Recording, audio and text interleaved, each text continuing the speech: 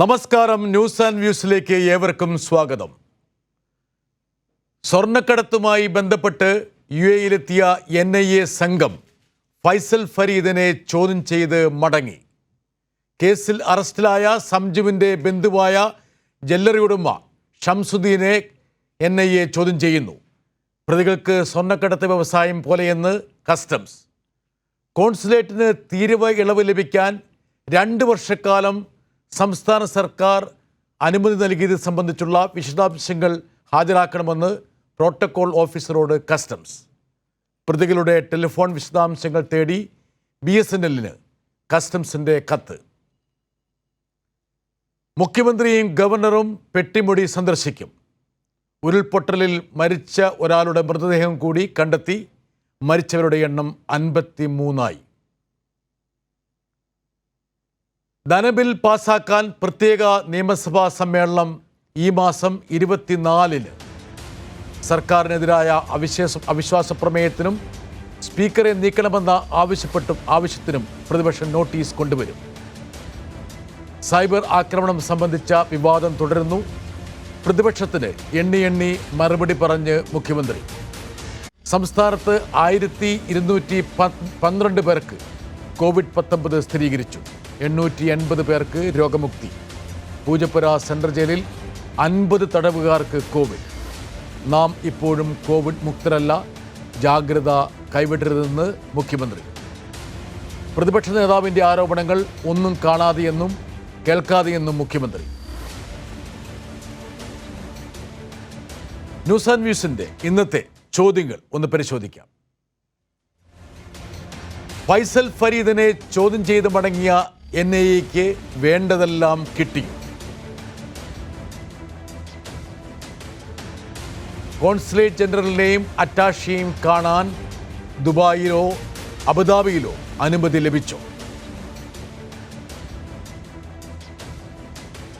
ഒട്ടേറെ രാജ്യങ്ങളിലേക്ക് പടരുന്ന ശൃംഖലയെങ്കിൽ എത്ര യാത്ര NIAക്ക് ഇനി നടത്തേണ്ടി വരും? വസ്തുതകളിൽ നിന്ന് എത്ര കണ്ട് അകലെയാണ് നമ്മുടെ മാധ്യമങ്ങൾ?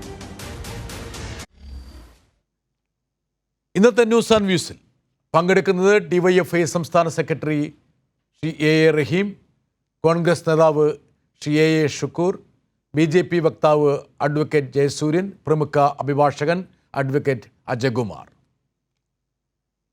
റഹീം, NIA സംഘം ഫൈസൽ ഫരീദിനെ കണ്ട് മടങ്ങി. അതുപോലെ തന്നെ ഈ കള്ളക്കടത്തിന് ഒരുപാട് രാജ്യങ്ങളിൽ വേരുകളുണ്ട് എന്നുള്ള ഒരു വിധി NIA കോടതിയിൽ നിന്ന് കഴിഞ്ഞ ദിവസം വരികയും ചെയ്തു. ഇതിനിടയിലൊക്കെ വിവാദങ്ങൾ മുമ്പോട്ട് പോയിക്കൊണ്ടിരിക്കുകയാണ്. നമുക്ക് വിവാദങ്ങൾ മാത്രം മതിയോ, വസ്തുതകൾ വേണമെന്നോ ഉള്ള ചോദ്യത്തോട് പലപ്പോഴും മുഖം തിരിഞ്ഞു നിൽക്കുന്നു. എങ്ങനെയാണ് റഹീം ഇതിനെ കാണുന്നത്? അല്ല, ഇന്നത്തെ ദിവസം ഗവൺമെൻറ്റിനെതിരെ ഇത് സംബന്ധിച്ച് പറയാൻ മറ്റൊന്നുമില്ലാത്തത് കൊണ്ട് തന്നെ വേറെ ഏതെങ്കിലും ഒരു മാധ്യമം ഇന്നിത് സംബന്ധിച്ച് ചർച്ച ചെയ്യുന്നതായും കാണുന്നില്ല. അപ്പോൾ ഗവൺമെൻറ്റിനെതിരെ ഒന്നും പറയാനില്ല, ഒരു അരുമ്പ് പോലും കിട്ടുന്നില്ല എന്ന് വരികയിൽ ഈ പ്രസക്തമായ കേസ് വിട്ടുകളഞ്ഞിട്ട് മാധ്യമങ്ങൾ പോവുകയാണ്. അല്ല, ഇന്ന് വിട്ടുകളഞ്ഞിട്ടില്ല. ഇന്ന് പ്രധാനമായിട്ട് അതായത് ഈ കോൺസുലേറ്റിലേക്ക് ഈ നയന്ത്ര ബാഗേജുകൾ വരുമ്പോൾ അതിൽ ഇളവുകൾ നൽകാൻ സംസ്ഥാന സർക്കാരിൻ്റെ അനുമതി വേണം. അതായത് എനിക്കൊന്ന് 20 ലക്ഷത്തിൻ്റെ താഴെ എങ്ങനെയോ. അപ്പോൾ 2 വർഷക്കാലം അത്തരം അനുമതികൾ കൊടുത്തിട്ടുണ്ടോ എന്ന് ചോദിച്ചുകൊണ്ട് കസ്റ്റംസ് സംസ്ഥാന സർക്കാരിൻ്റെ പ്രോട്ടോകോൾ ഓഫീസർക്ക് കത്ത് കൊടുത്തിട്ടുണ്ട്. അദ്ദേഹം ഹാജരായി അത് ബോധ്യപ്പെടുത്തണം. അത് സംബന്ധിച്ച് പുറത്തു വരുന്ന വാർത്തകൾ ചിലരൊക്കെ പ്രചരിപ്പിക്കുന്നത് ഇത് KT ജലീലിനെതിരായ എന്തോ നീക്കമാണ്. അത് സംബന്ധിച്ചിട്ടാണ് BSNL രേഖ ചോദിച്ചിരിക്കുന്നത്. അതോടൊപ്പം ഈ പ്രോട്ടോകോൾ ഓഫീസറോട് ചോദിച്ചിരിക്കുന്നില്ല, അതുമായി കൂട്ടിക്കെട്ടി ഈ കിട്ടുന്ന വിവരങ്ങളെ അവർക്കിഷ്ടപ്പെട്ട കണ്ണിലൂടെ നോക്കിക്കാണാനും കൂട്ടിക്കെട്ടാനാണ്. ഞാൻ പറഞ്ഞു വരുന്നത്, യഥാർത്ഥത്തിൽ ഈ കേസിൻ്റെ ഒരു പ്രസക്തിയുണ്ട്. കേരള ഗവൺമെൻറ്റും ഞങ്ങളുടെ പാർട്ടിയും അക്കാര്യത്തിലെടുത്തൊരു സമീപനം അതാണ്. ഇത് ഗൗരവമുള്ളൊരു വിഷയമാണ്. രാജ്യത്തിൻ്റെ സമ്പദ് വ്യവസ്ഥയെ, രാജ്യസുരക്ഷയെ ഒക്കെ ബാധിക്കുന്ന പ്രശ്നമായി ഞങ്ങളിതിനെ കാണുന്നു. പക്ഷേ ആ അർത്ഥത്തിൽ ഗൗരവത്തോടെ ഇതിനെ മാധ്യമങ്ങൾ സമീപിക്കുന്നില്ല എന്നുള്ളതാണ് ഏറെ പ്രധാനപ്പെട്ടൊരു കാര്യം. പ്രതിപക്ഷവും സമീപിക്കുന്നില്ല എന്നുള്ളതാണ് വളരെ പ്രധാനപ്പെട്ട കാര്യം. പ്രതിപക്ഷത്തിന് എങ്ങനെയെങ്കിലും മുഖ്യമന്ത്രിക്കെതിരെ ഇത് തിരിച്ചുവിടാൻ കഴിയുമോ, മുഖ്യമന്ത്രിക്ക് ഓഫീസിനെതിരെ ഇതെങ്ങനെ ചുറ്റിപ്പറ്റി പോകാൻ കഴിയും എന്നതിനെക്കുറിച്ച് മാത്രമാണ്. ഇന്നിപ്പോൾ കൈരളി ന്യൂസ് ആൻഡ് വിഷ്വൽ ചോദിച്ച വളരെ പ്രസക്തമായൊരു ചോദ്യമുണ്ട്. NIA സംഘം പോകുന്നു, മടങ്ങുന്നു, അവിടെ അറ്റാഷയെ കാണാൻ ശ്രമിച്ചോ? യഥാർത്ഥത്തിൽ ഇന്ന് ഉയരേണ്ട പ്രസക്തമായൊരു ചോദ്യമല്ലേ? അറ്റാഷ ഇവിടെ നിന്ന് മടങ്ങിപ്പോയതിനെക്കുറിച്ച് എന്തെല്ലാം കാര്യങ്ങളാണ് ഇപ്പോഴും വെളിച്ചത്ത് വരാനുള്ളത്? ഏതർത്ഥത്തിലാണ് അദ്ദേഹത്തിന് പോകാൻ കഴിഞ്ഞത്? കേന്ദ്ര സർക്കാരിൻ്റെ കീഴിലുള്ള എയർപോർട്ട് വഴി എത്ര കോടി രൂപയുടെ സ്വർണ്ണക്കടത്തിന് മുമ്പ് നടന്നിട്ടുണ്ട്? അതിനാരാണ് കൂട്ടുനിന്ന് കൊടുത്തത്?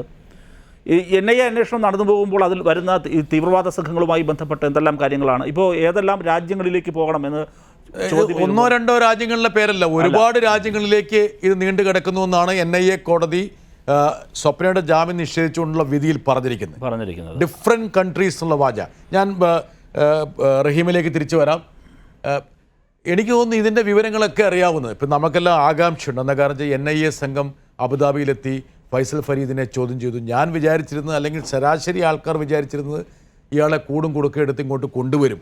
അപ്പോൾ എയർപോർട്ടിൽ കൊണ്ടുവരുമ്പോൾ അഡ്വക്കേറ്റ് അജയകുമാറും അങ്ങനെയായിരിക്കും വിചാരിച്ചിട്ടുണ്ടാവുക. എയർപോർട്ടിൽ കൊണ്ടുവന്ന് അയാളെ ഈ പറഞ്ഞ കസ്റ്റംസിൻ്റെ NIA ഓഫീസിലേക്ക് കൊണ്ടുപോകുമ്പോൾ മാധ്യമ സംഘങ്ങൾ ചേസ് ചെയ്യുന്നു, പിന്നെ ഇങ്ങനെ വിവരണങ്ങൾ വരുന്നു, റണ്ണിങ് കമൻട്രി, അങ്ങനെ ഒരു 2 മണിക്കൂർ ഇതൊക്കെയാണ് പ്രതീക്ഷിച്ചിരുന്നത്. അഡ്വക്കേറ്റ് അജയകുമാറും അതായിരിക്കും പ്രതീക്ഷിച്ചിട്ടുണ്ടാവുക. അപ്പോൾ അങ്ങനെ പ്രതീക്ഷയില്ല. പക്ഷേ ഇത് വെറും കൈയോടെ വന്നത്. ഇത് അറിയാവുന്ന ഒരൊറ്റ ആളേ ഉള്ളൂ, അതായത് NIA ആയിട്ട് ഹോട്ട് ലൈൻ ഉള്ളത് നമ്മുടെ സുഹൃത്ത് അഡ്വക്കേറ്റ് ജയസൂര്യനാണ്. ജയസൂര്യൻ, എന്താണ് നടന്നത്? ആക്ച്വലി നമ്മളെയൊക്കെ നിരാശരാക്കുകയാണോ നിങ്ങൾ? അല്ല, NIA-യുമായിട്ട് ഹോട്ട് ലൈൻ ഉണ്ട് എന്നൊക്കെ പറഞ്ഞത് എന്നെ ഒന്ന് സന്തോഷിപ്പിക്കുന്നൊക്കെ ഉണ്ട്. അതൊക്കെ നല്ല കാര്യമാണ്. ആ പറഞ്ഞതിൻ്റെ അർത്ഥം എനിക്ക് മനസ്സിലായി. NIA-ക്ക് അറിയാം ഇത് എവിടെയാണ് അന്വേഷിക്കേണ്ടത്, ആരെയാണ് പിടികൂടേണ്ടത്, എവിടെയാണ് ഇതിൻ്റെ കാര്യങ്ങൾ കിടക്കുന്നത് എന്നൊക്കെ. അവർ അതിൻ്റെതായ അന്വേഷണത്തിൻ്റെ നടപടിക്രമങ്ങൾ പൂർത്തിയാക്കി അവിടെ എത്തുകയും ചെയ്യും, കണ്ടുപിടിക്കുകയും ചെയ്യും. അപ്പോൾ ഇതുമായി ബന്ധപ്പെട്ട് വിദേശത്ത് നടത്തിയ അന്വേഷണം വിദേശ രാജ്യങ്ങളിൽ കൂടി കടന്ന് അങ്ങനെ ലോകം മുഴുവൻ പോകട്ടെ എന്നുള്ള ആഗ്രഹം വളരെ നല്ലതാണ്. പക്ഷേ യഥാർത്ഥ പ്രതികൾ കേരളത്തിൽ തന്നെയാണ് ഉള്ളത് എങ്കിൽ അവരെയും പിടികൂടും. ഇന്നിപ്പോൾ ഈ വിഷയവുമായി ബന്ധപ്പെട്ട് വരുമ്പോൾ പ്രധാന പ്രതി എന്നുള്ള അവസ്ഥയിലേക്ക് കേരളത്തിന്റെ മുഖ്യമന്ത്രി തന്നെ വരികയാണ്. ആ ഒരു വിഷയം വളരെ സജീവമായിട്ട് നിൽക്കുന്ന സാഹചര്യത്തിലാണ് നമ്മൾ ഈ ചർച്ച ചെയ്യുന്നത്. പിന്നെ എന്തിനാണ് അവിടെ നടക്കണേ? ഇവിടെ അങ്ങ് പിടിച്ചാൽ പോരെ, വേഗം കയറിയാൽ പോരെ? തെളിവ് ശേഖരിക്കണമല്ലോ, ഒരേ സമയത്ത് തെളിവ് ശേഖരിക്കണമല്ലോ, തെളിവ് കൃത്യമായി ശേഖരിക്കണമല്ലോ. പ്രതികളെ അഡ്വക്കേറ്റ് ജയസൂര്യൻ ഫിക്സ് ചെയ്തിട്ടുണ്ട്. പ്രതികളെ അല്ല, അപ്പൊ ഞാൻ വെറുതെ അല്ല പറഞ്ഞത്. ഈ അഡ്വക്കേറ്റ് ജയസൂര്യന് NIA ആയിട്ട് ഹോട്ട് ലൈൻ ഉണ്ടോന്ന് ഞാൻ വെറുതെ പറഞ്ഞല്ലെന്ന് പ്രേക്ഷകർക്ക് മനസ്സിലായില്ലേ? അല്ല, റെഡ് ക്രസന്റിന്റെ കാര്യം അന്വേഷിക്കാൻ അവിടെ തന്നെ പോകണമല്ലോ.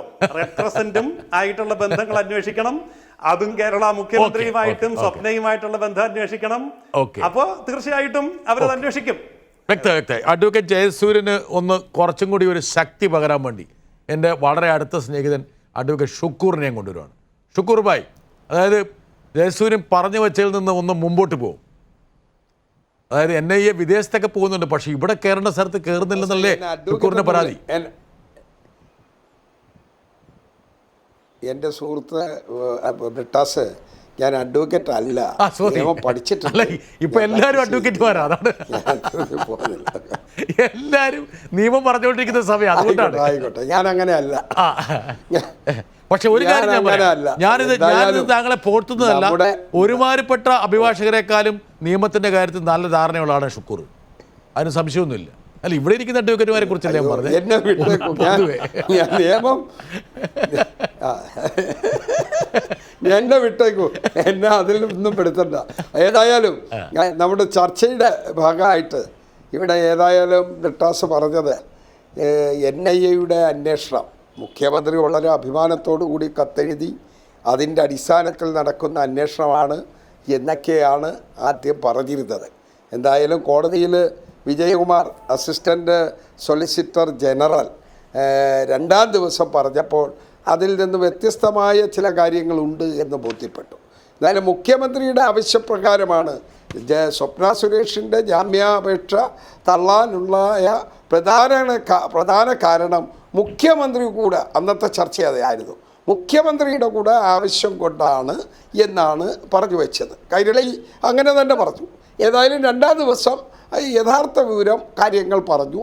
എന്തായാലും കാര്യങ്ങൾ ഇങ്ങനെ പോകുന്നു. ഒരു മുഖ്യമന്ത്രിയുടെ ഓഫീസിൽ, അതായത് മുഖ്യമന്ത്രിയുടെ പ്രൈവറ്റ് സെക്രട്ടറി, മുഖ്യമന്ത്രിയുടെ ഫെല്ലോ ടു CM എന്ന് പറയാവുന്ന IT ഫെല്ലോ ആയിട്ടുള്ള ഒരാൾ അരുൺ ബാലചന്ദ്രൻ. അപ്പോൾ ശിവശങ്കർ, അരുൺ ബാലചന്ദ്രൻ, മുഖ്യമന്ത്രിയുടെ ഓഫീസുമായിട്ടുള്ള സ്വപ്ന സുരേഷിൻ്റെ ബന്ധം, അത് സംബന്ധിച്ച് NIA കൊടുത്തിട്ടുള്ള, കോടതിയിൽ കൊടുത്തിട്ടുള്ള സത്യവാങ്മൂലം, അല്ലെങ്കിൽ അതുമായി ബന്ധപ്പെട്ടിട്ടുള്ള മറ്റ് ഡീറ്റെയിൽസ്, ഇതിലെല്ലാം മുഖ്യമന്ത്രിയുടെ ഓഫീസുമായിട്ടുള്ള ബന്ധവും അധികാര ഇടനാഴികളിൽ ഉള്ള ദൃഢതരമായ ബന്ധവും ഇവരെക്കുറിച്ച് വിശദീകരിക്കുക. അതിൻ്റെ അടിസ്ഥാനത്തിൽ അന്വേഷണം നടക്കുന്നു. UAPA ചുമത്തിയിരിക്കുന്നു, ദുബായിൽ പോയിരിക്കുന്നു. ഇനി ദുബായിൽ നിന്ന് പുതിയ എന്തെല്ലാം കണ്ടെത്തിയാണ് വരാനിരിക്കുന്നത്. എന്തായാലും NIA അന്വേഷിക്കുന്നു. ഇനി ഒരു ഘട്ടത്തിൽ നമ്മുടെ വേറൊരു സ്വർണ്ണക്കേസ് അന്വേഷണം നടക്കുന്നുണ്ട്. അത് നമ്മുടെ ബാലഭാസ്കറിൻ്റെ മരണവുമായി ബന്ധപ്പെട്ടിട്ടുള്ളതാണ്. അതിൽ സരിത്ത് എന്ന് പറയുന്നയാൾക്ക് എന്താണ് റോള്? അതുമായുള്ള അന്വേഷണത്തിൽ CBI അന്വേഷണം തുടങ്ങിക്കഴിഞ്ഞു. നമുക്ക് 9 മണി വരെ കൊണ്ടുപോകണം. എന്താ കാരണം വെച്ചാൽ എനിക്ക് ഇടയ്ക്കിടയ്ക്ക് നിങ്ങളിലേക്ക് വരേണ്ടതുള്ളതുകൊണ്ട് മുഴുവൻ തീർക്കരുത്. എന്താ കാരണം വെച്ചാൽ ഈ പറഞ്ഞ പടക്കോപ്പുകളെല്ലാം ആദ്യം തന്നെ എടുത്ത് പ്രയോഗിക്കരുത്. ഞാൻ തിരിച്ചു വരാം. അഡ്വക്കേറ്റ് അജയകുമാർ, ഇപ്പോൾ യാഥാർത്ഥ്യങ്ങൾ പറഞ്ഞു ഞാൻ തീർച്ചയായിട്ടും തിരിച്ചു വരും. ഞാൻ താങ്കൾക്ക് പറയാനുള്ളത് മുഴുവൻ താങ്കൾ കേട്ടിട്ടേ താങ്കളെ വിടുള്ളൂ. ഞാനിന്ന് ഇവിടെ കിടന്ന് ഉറങ്ങേണ്ട വന്നാലും ഞാൻ ശുക്രനെ കൊണ്ട് മുഴുവൻ പറയിപ്പിക്കും. അഡ്വക്കേറ്റ് അജയകുമാർ, ഇപ്പോൾ ഉദ്ധരിച്ചിരിക്കുന്ന ചില കാര്യങ്ങളുണ്ട്. Additional solicitor general P. Vijayakumar, NIA കോടതി, ജാമ്യാപേക്ഷ, മുഖ്യമന്ത്രി തുടങ്ങിയ കാര്യങ്ങൾ. ഒരു പക്ഷേ ഞാൻ ഈ ഇന്നത്തെ ചർച്ചയിൽ ഞാൻ ചോദിച്ചൊരു ചോദ്യമുണ്ട്. വസ്തുതകളിൽ നിന്ന് എത്രത്തോളം അകലെയാണ് നമ്മുടെ മാധ്യമങ്ങൾ? ഞാൻ മാധ്യമങ്ങൾ എന്ന് പറയുമ്പോൾ ഞാനും അതിൻ്റെ ഭാഗമാണ്. സ്വയം വിമർശനാത്മകമായിട്ടാണ് ഞാനിത് പറയുന്നതെന്ന് ഞാൻ പല ദിവസം ഞാൻ ആവർത്തിച്ചിട്ടുണ്ട്. അത് വീണ്ടും അടിവരയിട്ടുകൊണ്ടാണ് ഞാൻ പറയുന്നത്.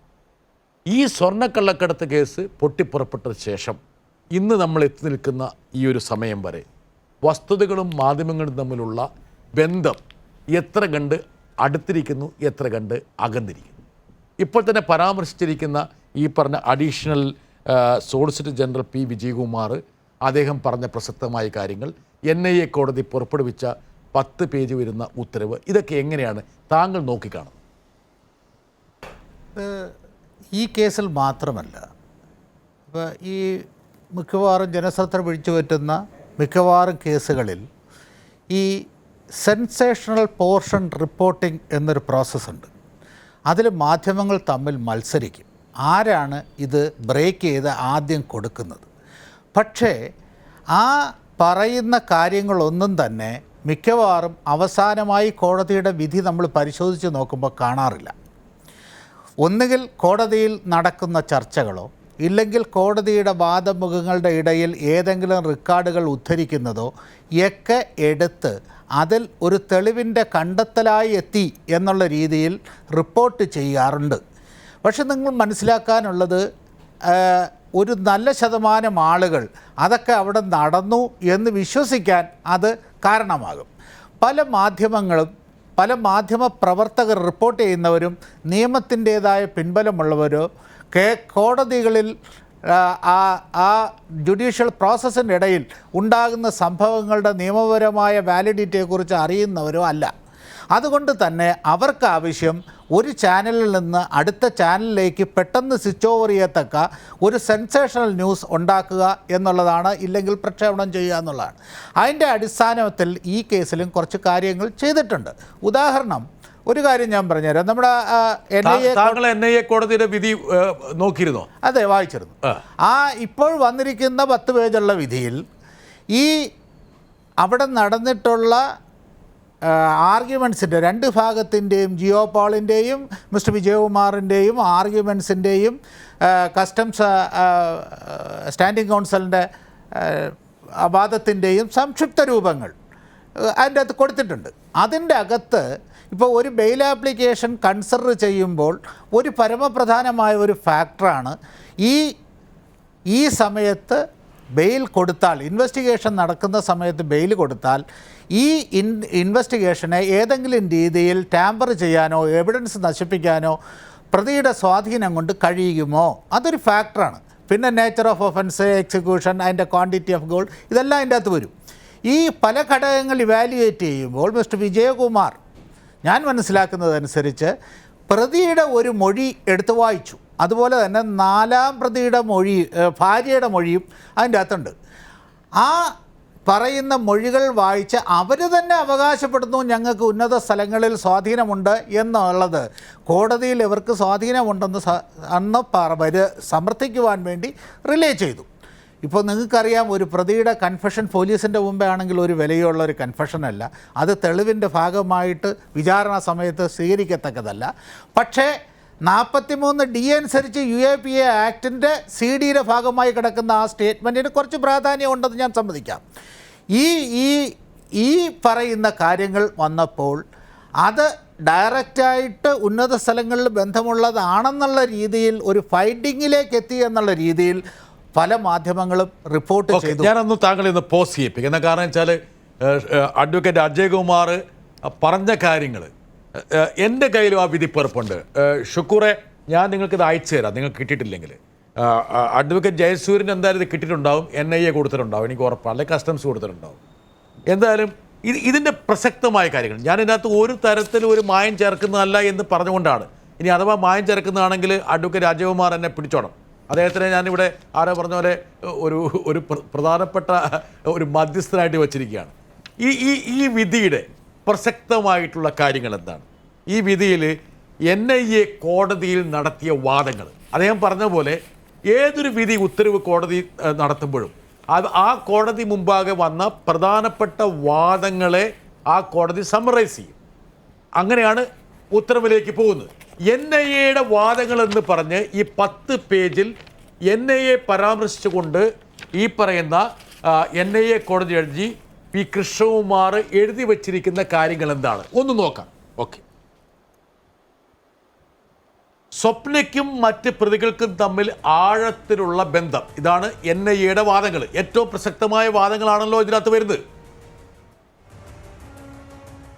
രാജ്യത്തിൻ്റെ സാമ്പത്തിക സുരക്ഷിതത്വം തകർക്കുന്ന നടപടിയെന്ന് ഇവർക്കറിയാമായിരുന്നു. ഈ കള്ളക്കടത്ത് സാമ്പത്തിക സുരക്ഷിതത്വം തകർക്കുന്ന നടപടിയാണ്. അതാണ് NIAയുടെ ഏറ്റവും പ്രധാനപ്പെട്ട വാദഗതികൾ. അല്ലാതെ ഇവർക്ക് അറിയാതെ പോയതല്ല, ഇവർക്കറിയാമെന്ന് അവരുടെ കൺഫെഷൻ സ്റ്റേറ്റ്മെന്റിൽ പറഞ്ഞു. തീവ്രവാദ സംഘങ്ങൾക്ക് സ്വർണം വിതരണം ചെയ്യാനുള്ള തനതായ മാർഗങ്ങൾ ഇവർക്കുണ്ട്. അതായത് തീവ്രവാദവുമായിട്ട് ഇതിനെ ബന്ധപ്പെടുത്തുന്നു കൃത്യമായിട്ട്. അതാണ് ഏറ്റവും പ്രധാനപ്പെട്ട ഇതിനകത്തെ ഒരു സംഭവം. സ്വാഭാവികമായിട്ടും അഡ്വക്കേറ്റ് അജയ്കുമാറിനെ അറിയാം എന്തുകൊണ്ടാണത് പറഞ്ഞെന്നുള്ളത്. UAPA ഒന്ന് പിടിച്ചു നിർത്താൻ വേണ്ടിയാണ്.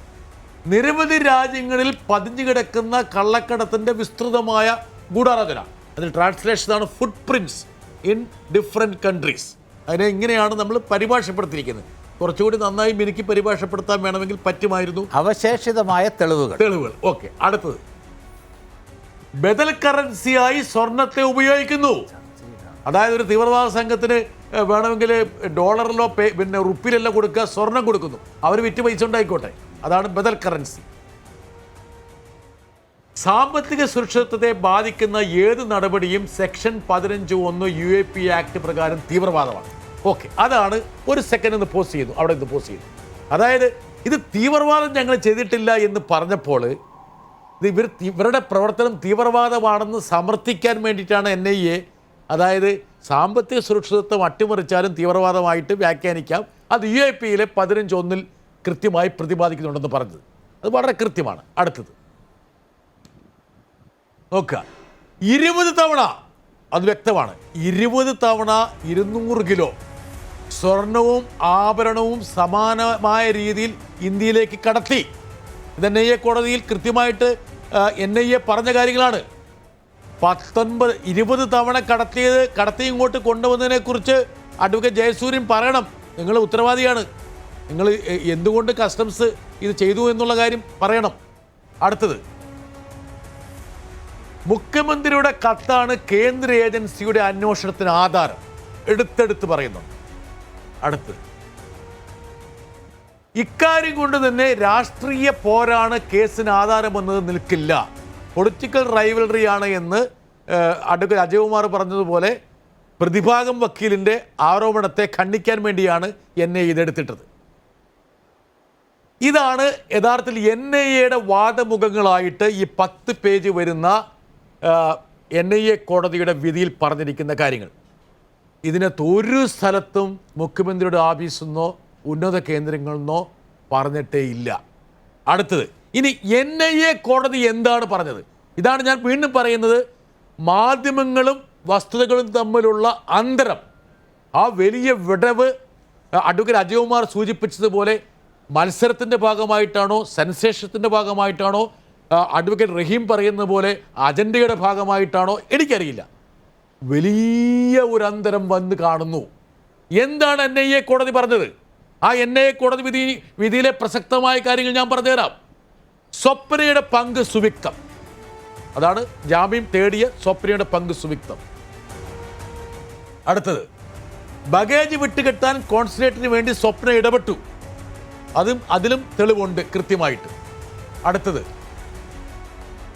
തെളിവില്ലെങ്കിലും അതായത് തെളിവില്ലെങ്കിലും എവിഡൻസ് വന്നിട്ടില്ല മേശപ്പുറത്ത് ഇല്ലെങ്കിലും രാജ്യാന്തര ശക്തികളുടെ സാന്നിധ്യം കൊണ്ട് ആഴത്തിലുള്ള അന്വേഷണം വേണ്ട കേസാണ് ഇത്.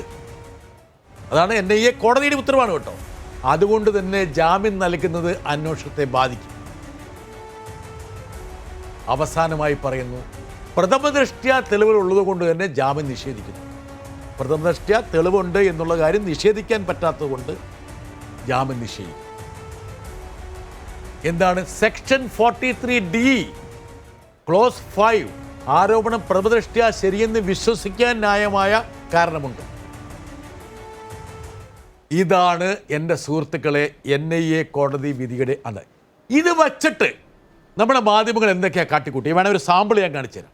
അതായത് ഈ NIA കോടതിയിൽ നടന്ന വാദങ്ങളുടെ പ്രസക്തമായ കാര്യങ്ങൾ, വിധിയുടെ പ്രസക്തമായ കാര്യങ്ങൾ, ഇതൊക്കെ ഈ 10 പേജ് വരുന്നത്. എന്താണ് മാധ്യമങ്ങൾ കാണിച്ചത്? ഒരു സാമ്പിൾ ഞാൻ കാണിച്ചു തരാം, നോക്കുക.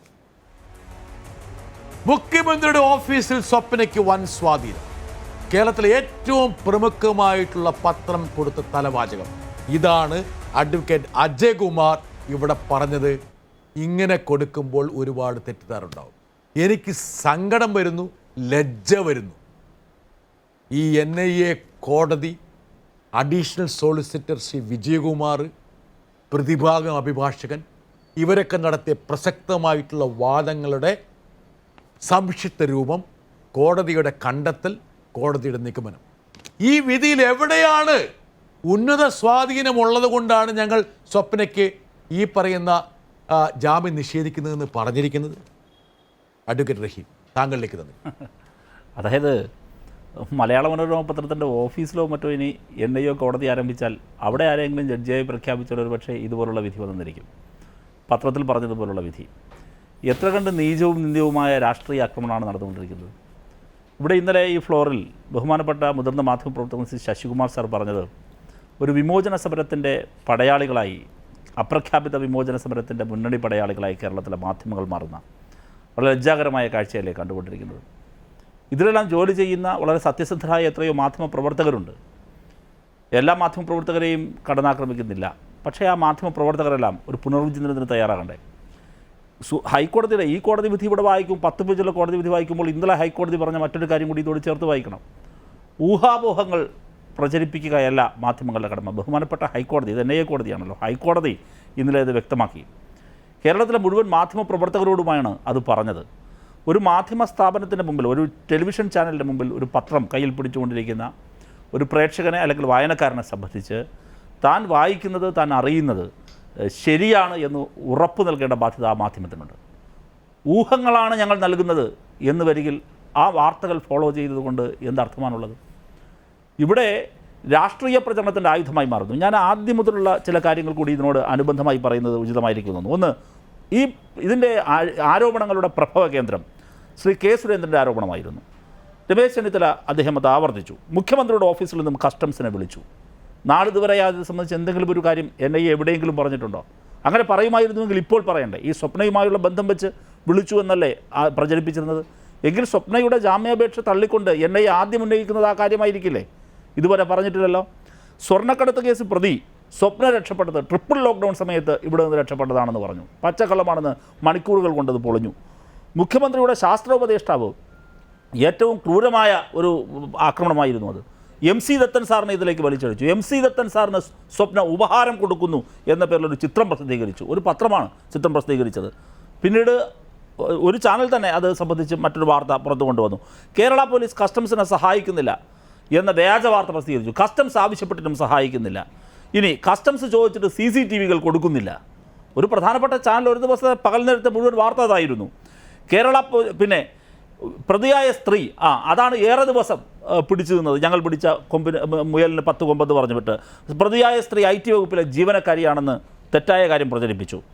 പിന്നെ ഏറ്റവും മറ്റൊരു പ്രധാനപ്പെട്ട കാര്യം പറഞ്ഞു പോയി കഴിഞ്ഞാൽ ഒരു മണിക്കൂർ വേണ്ടി വരും. തൽക്കാലം സന്ദീപ് നായർ CPIM അംഗമാണെന്ന്. എന്തിനാണത്? ഇപ്പോൾ ഞാൻ അത് അവസാനം പറഞ്ഞ ഭാഗത്ത് നിന്ന് ഞാനൊന്ന് ചേർക്കുകയാണ്. പ്രതി സന്ദീപ് നായർ CPM ആണെന്ന് ഞങ്ങൾക്ക് തെറ്റുപറ്റിപ്പോയി എന്നാണ് 2 മാധ്യമങ്ങൾ അത് സംബന്ധിച്ച് കൺഫെഷൻ നടത്തിയത്. ശരി, അവരുടെ ആ കൺഫെഷനെ ഞങ്ങൾ എടുക്കുന്നു, സമ്മതിക്കുന്നു. പക്ഷേ അപ്പോഴും ഒരു ചോദ്യം പ്രസക്തമാണ് ശ്രീ ബിട്ടാ സർ. CPMകാരനാണ് സന്ദീപ് നായർ എന്നത് ബ്രേക്കിംഗ് ന്യൂസ്. അമ്മ പിന്നീട് പറയുകയാണ് അവൻ CPM അല്ല BJP ആണ്. അപ്പോൾ അവിടെ 2 കാര്യങ്ങളായി. CPM അല്ല എന്നുറപ്പായി. അതുകൊണ്ട് ഞങ്ങളിത് ആ വാർത്ത പിൻവലിക്കുന്നു. പക്ഷേ BJP ആണെന്ന് അമ്മ പറയുമ്പോൾ അത് ബ്രേക്കിംഗ് ന്യൂസ് ആവുന്നില്ല. ഒരു പ്രതിയുടെ പൊളിറ്റിക്കൽ അഫിലിയേഷൻ ബ്രേക്കിംഗ് ന്യൂസിൻ്റെ വാല്യൂ ഉണ്ട് എങ്കിൽ അയാൾ CPMകാരനാണെങ്കിലും ബ്രേക്കിംഗ് ന്യൂസ് വരണം, BJPക്കാരനാണെങ്കിലും ബ്രേക്കിംഗ് ന്യൂസ് വരണ്ടേ? വ്യക്തമായി. ഞാൻ ഷുക്കൂറാണ് NIA കോടതിയിൽ താങ്കൾ ഇദ്ദേഹത്തിൻ്റെ പേര് പ്രത്യേകം പരാമർശിച്ചു, additional solicitor general Shri P. വിജയകുമാറിൻ്റെ. പക്ഷേ NIA കോടതിയിൽ നടന്നിട്ടുള്ളത് എന്താണെന്നും അതിൻ്റെ വാദങ്ങൾ എന്താണെന്നുള്ളത് ഞാനിതാ നിങ്ങൾക്കിപ്പം വാട്സപ്പിൽ ഞാൻ അയച്ചിട്ടുണ്ട് കേട്ടോ, വേണമെങ്കിൽ നോക്കിയോളി. അയച്ചിട്ടുള്ള ഈ സാറിനകത്ത് മുഴുവനുണ്ട്. ഞാൻ നുണ പറയില്ല എന്നുള്ള കാര്യം ഷുക്കൂറിന് അറിയാം. അതുകൊണ്ട് തന്നെ ഞാൻ പറഞ്ഞ കാര്യങ്ങൾ വെച്ച് താങ്കളുടെ പ്രതികരണം പറ. ബിട്ടാസ്, ഈ കേസുമായി ബന്ധപ്പെട്ട് അതായത് നമ്മുടെ മുഖ്യമന്ത്രിയുടെ പ്രിൻസിപ്പൽ സെക്രട്ടറി 2,20,000 രൂപ ശമ്പളം വാങ്ങുന്ന, അടുത്ത കാലത്ത് സർക്കാർ ഉത്തരവിലൂടെ വർദ്ധിപ്പിച്ചു കൊടുത്ത് പ്രിൻസിപ്പൽ സെക്രട്ടറിയായി വന്ന ഒരു ഉത്തരവിൻ്റെ അടിസ്ഥാനത്തിൽ, ആ ഉത്തരവിൻ്റെ അടിസ്ഥാനത്തിലാണ് പ്രിൻസിപ്പൽ സെക്രട്ടറി. അത് ആദ്യത്തെ ചർച്ചയിൽ ബിട്ടാസ് എന്നോട് നിഷേധിച്ചു. പ്രിൻസിപ്പൽ സെക്രട്ടറി ആദ്യത്തെ ചർച്ച ഇതിൻ്റെ പോസ്റ്റിൻ്റെ കാര്യം, പ്രിൻസിപ്പൽ ശിവശങ്കറിൻ്റെ പോസ്റ്റ് പ്രിൻസിപ്പൽ സെക്രട്ടറി എന്ന് ഞങ്ങൾ പറഞ്ഞപ്പോൾ പറഞ്ഞു സെക്രട്ടറി എന്ന് പറയാൻ പറഞ്ഞു. ഏതായാലും അതൊക്കെ ഷുക്കൂർ ഭായ് ഒരു മിനിറ്റ്. ഞാനൊരു തെറ്റ് പറഞ്ഞു എന്ന് നിങ്ങൾ പറയുമ്പോൾ ഞാൻ പറഞ്ഞ എന്താണെന്ന് വിശദീകരിച്ചാൽ നിങ്ങൾക്ക് എത്ര സമയം തരും? ഇപ്പം ഞാനിപ്പോൾ താങ്കളിൽ നിന്ന് കവർന്നെടുക്കുന്ന ഈ സമയം കേൾക്ക്, കവർന്നെടുക്കുന്ന സമയം ഞാൻ ഞാൻ എന്താ പറഞ്ഞത്? മാധ്യമപ്രവർത്തകർ പലരും മാറി മാറി ഈ സ്റ്റുഡിയോയിൽ മാത്രമാണ് ആദ്യമായിട്ട് ഒരു അവതാരകൻ യാചിക്കുകയാണ് പാനൽ അംഗത്തിൽ നിന്ന് സമയം ചോദിക്കുന്നത്. അപ്പോൾ ഒരു മിനിറ്റ് ഇത്രയും വേണോ? ഞാൻ പറഞ്ഞ ഇത്രയേ ഉള്ളൂ. അതായത് ശിവശങ്കർ സിവിൽ സർവീസ് അദ്ദേഹത്തിന് സീനിയോറിറ്റി വെച്ച് അദ്ദേഹം പ്രിൻസിപ്പൽ സെക്രട്ടറി റാങ്കിലുള്ള ഉദ്യോഗസ്ഥനാണ്. പക്ഷേ മുഖ്യമന്ത്രിയുടെ പ്രിൻസിപ്പൽ സെക്രട്ടറി എന്ന് പറയുന്നതിൽ അപാകതയുണ്ട്. മുഖ്യമന്ത്രിയുടെ സെക്രട്ടറി പോസ്റ്റിലുള്ള ഉദ്യോഗസ്ഥനാണ് അദ്ദേഹം എന്നാണ് ഞാൻ പറഞ്ഞത്. എന്താ കാരണം എന്ന് വെച്ചാൽ ഇപ്പോൾ ഒരു സെക്കൻഡ് ക്ഷമയുണ്ട്, ഞാൻ പറഞ്ഞുതരാം. ഇപ്പോൾ ഈ ശിവശങ്കറിന് പ്രിൻസിപ്പൽ സെക്രട്ടറി റാങ്കുള്ള ഈ ശിവശങ്കർ നാളെ KSEB ചെയർമാൻ ആകാൻ പോയി കഴിഞ്ഞാൽ അയാളെ പ്രിൻസിപ്പൽ സെക്രട്ടറി KSEB എന്ന് വിളിക്കുമോ? ഇല്ല, അയാളെ KSEB ചെയർമാനെ വിളിക്കുള്ളൂ. അദ്ദേഹത്തിൻ്റെ മുഖ്യമന്ത്രിയുടെ ഓഫീസുമായിട്ടുള്ള ബന്ധം സെക്രട്ടറി ചീഫ് മിനിസ്റ്റർ എന്നുള്ളതാണ്. അതാണ് ഞാൻ പറഞ്ഞത്. അല്ലാതെ അയാൾ പ്രിൻസിപ്പൽ സെക്രട്ടറി റാങ്കുള്ളവരെന്നല്ല. അയാൾക്ക് 2.25 ലക്ഷമോ 3 ലക്ഷമോ 4 ലക്ഷമോ ശമ്പളം കിട്ടിക്കോട്ടെ, നമുക്കെന്താ പ്രശ്നം? എൻ്റെ ഷുക്കൂറെ കിട്ടട്ടെ, നല്ല ഉദ്യോഗസ്ഥരല്ലേ. ബ്രിട്ടാസെ മാധ്യമ പ്രവർത്തകർ പല ഘട്ടങ്ങളിലും പല രൂപത്തിൽ ഇത്തരത്തിൽ അവതരിപ്പിക്കാറുണ്ട്. ആ മാധ്യമ പ്രവർത്തകർ ആരും കുറ്റം ചെയ്തു എന്നുള്ളതല്ല, യാഥാർത്ഥ്യബോധത്തോടുകൂടി മാധ്യമ പ്രവർത്തകർ അവർക്ക് കിട്ടിയ ന്യൂസിൻ്റെ സോഴ്സിൻ്റെ അടിസ്ഥാനത്തിൽ കാര്യങ്ങൾ പറയാറുണ്ട്, പത്രത്തിൽ വരാറുണ്ട്. ദേശാഭിമാനി പത്രം നമ്മുടെ ചാരക്കേസുമായി ബന്ധപ്പെട്ട് വന്നിട്ടുള്ളതിൻ്റെ കോപ്പിയൊക്കെ ഇന്ന് എൻ്റെ കയ്യിലുണ്ട്. ഞാൻ ഈ ഫോണിലായി പോയതുകൊണ്ട് എടുക്കാൻ പറ്റുന്നില്ല. എൻ്റെ ഫോണിലാണ് ബ്രിട്ടാസ് വിളിച്ചത്. അതുകൊണ്ട് അതൊന്നിലേക്കൊന്നും ഞാൻ പോകുന്നില്ല. ഞാനൊരു കാര്യം പറയട്ടെ.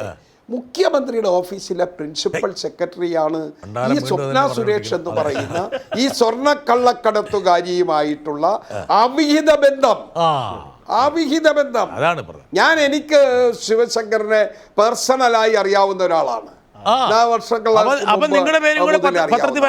പക്ഷെ ഞാൻ സാധാരണഗതിയിൽ മാധ്യമങ്ങളുടെ ഒരു നിലവാരം വെച്ച് നോക്കുകയാണെങ്കിൽ ഷുക്കൂറിനെ കൂടി അത് വലിച്ചഴക്കേണ്ടതാണ്. എന്തുകൊണ്ട് വലിച്ചഴിച്ചില്ല? പൊതുപ്രവർത്തകരാണ് ഞങ്ങളൊക്കെ, പൊതുപ്രവർത്തകരും അവരൊക്കെ പ്രവർത്തിക്കുന്നവർ. അപ്പോൾ ആയിക്കോട്ടെ, അതെല്ലാം നേരിടാനുള്ള കരുത്തൊക്കെ നമുക്കുണ്ട്, അതിനൊന്നും ഒരു കുഴപ്പമില്ല. അങ്ങനെ വന്ന ഒരു കേസ് മുഖ്യമന്ത്രിയുടെ, കേരളത്തിൻ്റെ ചരിത്രത്തിൽ മുഖ്യമന്ത്രിയുടെ പ്രൈവറ്റ് സെക്രട്ടറി അല്ലെ പ്രിൻസിപ്പൽ സെക്രട്ടറി അല്ലെങ്കിൽ ഇത്തരത്തിൽ രാജ്യദ്രോഹ കുറ്റം, സാമ്പത്തിക കുറ്റം, വിനിയോഗ കുറ്റം, അല്ലെങ്കിൽ രാജ്യത്തിൻ്റെ സമ്പദ്ഘടനയെ തകർക്കുന്ന കുറ്റം, അല്ലെങ്കിൽ അത്രമാത്രം നീചമായ പ്രവർത്തനത്തിൻ്റെ ഭാഗമായി പ്രവർത്തിക്കുന്ന ഒരു കേന്ദ്രമായി മുഖ്യമന്ത്രിയുടെ പ്രൈവറ്റ് സെക്രട്ടറി വന്നിരിക്കുന്നു, അല്ലെങ്കിൽ പ്രിൻസിപ്പൽ സെക്രട്ടറി വന്നിരിക്കുന്നു. അതിന് ഈ കള്ളക്കടത്തുകാരിയുമായിട്ടുള്ള ബന്ധം മാത്രവുമല്ല, അവരുടെ വീടിൻ്റെ ഫ്ലാറ്റിൻ്റെ സമീപത്തുള്ള ആളുകളുടെ മൊഴി, ഇതെല്ലാം പൊതുജനമധ്യത്തിൽ ഇങ്ങനെ ഓരോ ദിവസവും വരികയാണ്. ഇതൊക്കെ സത്യവും യാഥാർത്ഥ്യങ്ങളും തമസ്കരിക്കാൻ കഴിയും. ഞാൻ പറഞ്ഞത് മാത്രമല്ല, അജയകുമാർ പറഞ്ഞതിനെ കുറിച്ച് പ്രതികരിക്കുന്നില്ല ഷുക്കൂർ. അഭിഭാഷകൻ അതിനെ മുഖവിലക്ക് ഞാൻ എടുക്കാം. പക്ഷേ ഇതിൻ്റെ കേസിൻ്റെ നാൾ വഴികളിലൂടെ പോകേണ്ട ഘട്ടങ്ങളിൽ വരുന്നതേ ഉള്ളൂ. ബ്രിട്ടാസെ, ഇതിലെ പ്രധാന പ്രതി മുഖ്യമന്ത്രിയുടെ പ്രിൻസിപ്പൽ സെക്രട്ടറിയാണ്. നമ്മെ സംബന്ധിച്ചിടത്തോളം, നമ്മൾ പൊതുപ്രവർത്തകരെ സംബന്ധിച്ചിടത്തോളം, രാഷ്ട്രീയ പ്രവർത്തകരെ സംബന്ധിച്ചിടത്തോളം മറ്റൊരു കള്ളക്കടത്തുകാരി അല്ലെ വ്യാജമായ ഡിഗ്രി ഷുക്കൂറിനോടുള്ള ബഹുമാനം ജനങ്ങളെ മുഴുവൻ തട്ടിപ്പ് നടത്തുന്നവരാണ്. ഈ ഷുക്കൂർ KPCC ഓഫീസിൽ നിന്നും പ്രതിപക്ഷ നേതാവിൻ്റെ ഓഫീസിൽ നിന്നും കൊടുക്കുന്ന സ്ക്രിപ്റ്റിൽ നിന്ന് ഒരാണുവിട വ്യതിചലിക്കില്ല. എനിക്കറിയാമായിരുന്നു ഈ ഷോയ്ക്ക് വരുമ്പോൾ ഷുക്കൂർ പറയാൻ പോകുന്ന കാര്യങ്ങൾ ഏറെക്കുറെ എനിക്കറിയാം. എന്താ വെച്ചാൽ ഷുക്കൂറിൻ്റെ മൈൻഡ് ഞാനിങ്ങനെ വായിച്ചുകൊണ്ടിരിക്കുകയായിരുന്നു. ഷുക്കൂറിൻ്റെ മനസ്സിലുള്ളതല്ല. ഷുക്കൂർ ഒരു കാരണവശാലും ആ സ്ക്രിപ്റ്റിൽ നിന്ന് എത്ര പ്രലോഭിപ്പിച്ചാലും പ്രകോപിപ്പിച്ചാലും ഇപ്പോൾ അഡ്വക്കേറ്റ് അജയകുമാർ വളരെ കൃത്യമായ ചില ലോ പോയിന്റുകളൊക്കെ പറഞ്ഞെങ്കിൽ പോലും അതിലേക്കൊന്നും ഷുക്കൂർ പോയില്ല. ഷുക്കൂറിൻ്റെ കയ്യിലൊരു സ്ക്രിപ്റ്റ് ഉണ്ട്, നല്ല നടനാണ്, മോഹൻലാലിനും മമ്മൂട്ടിക്കും ഒപ്പം നിൽക്കാൻ പറ്റുന്ന സ്ക്രിപ്റ്റ് അനുസരിച്ചിട്ട് സംവിധായകൻ ആവശ്യപ്പെടുന്നതിനേക്കാൾ കൂടുതൽ ഭാവാഭിനയം കൃത്യമായിട്ട് കൊടുക്കാൻ കഴിയുന്ന നല്ലൊരു അഭിനേതാവ് കൂടിയാണ് ഷുക്കൂർ. ഞാൻ ജയസൂര്യയിലേക്ക് വരുന്നു. അഡ്വക്കേറ്റ് ജയസൂര്യ, കള്ളം പറയാൻ ഞാനില്ല, ഞാൻ കള്ളം പറയാനില്ല, കളവ് പറയില്ല. ഞാൻ ഈ നമ്മുടെ സമൂഹത്തിൽ ഇപ്പോൾ നമ്മുടെ സമൂഹം വിശ്വസിച്ചിരിക്കുന്ന കാര്യങ്ങൾ അതക്കമിട്ട് നേരത്തെ പറയാൻ കഴിയും. അതിനെ നിഷേധിക്കാൻ ഞാൻ ഈ കള്ളം പറയാത്ത പൊതുപ്രവർത്തകന്റെ അടുത്ത് നിന്ന് വേറൊരു പൊതുപ്രവർത്തകരിലേക്ക് പോകട്ടെ. അഡ്വക്കേറ്റ് ജയസൂര്യ, അഡ്വക്കേറ്റ് ജയസൂര്യ, ഞാനിപ്പോൾ NIA കോടതിയുടെ കാര്യങ്ങൾ ഞാൻ വായിച്ചു, NIA കോടതി നടന്ന വ്യവഹാരങ്ങൾ. പക്ഷെങ്കിൽ അഡ്വക്കേറ്റ് ജയസൂര്യ, നിങ്ങളുടെ ഇൻവെർട്ടർക്കോ നിങ്ങളെന്ന് പറഞ്ഞാൽ ഞാൻ വേറൊന്നും കൊണ്ടല്ല, താങ്കളുടെ സഹപ്രവർത്തകർ പറഞ്ഞു, കണ്ടോ അമിത്ഷാ കൊണ്ടുവന്നില്ലേ NIA, ഇനി കാര്യങ്ങൾ കാണിച്ചു തരാം എന്ന് പറഞ്ഞുകൊണ്ട് മാത്രമാണ് ഞാൻ നിങ്ങളുടെ എന്ന് പറഞ്ഞത്. അത് ഇൻവെർട്ടർ കോമിയാണ്, യഥാർത്ഥത്തിൽ നമ്മുടേതാണ്, ഒരു തർക്കവും അതിനകത്ത് ഉണ്ടാകേണ്ട കാര്യമില്ല. അപ്പോൾ ഈ NIA കോടതിയിൽ നിങ്ങളുടെ അഭിഭാഷകൻ, NIAയുടെ അഭിഭാഷകൻ, അഡീഷണൽ സോളിസിറ്റർ ജനറൽ, ഇവരൊക്കെ നടത്തിയ പ്രസക്തമായ വാദങ്ങളിൽ ഒരിടത്തും ഈ മാധ്യമങ്ങളിൽ വന്ന സൃഷ്ടിക്കപ്പെട്ട വിവാദങ്ങളുമായിട്ട് യാതൊരു ബന്ധവുമില്ല.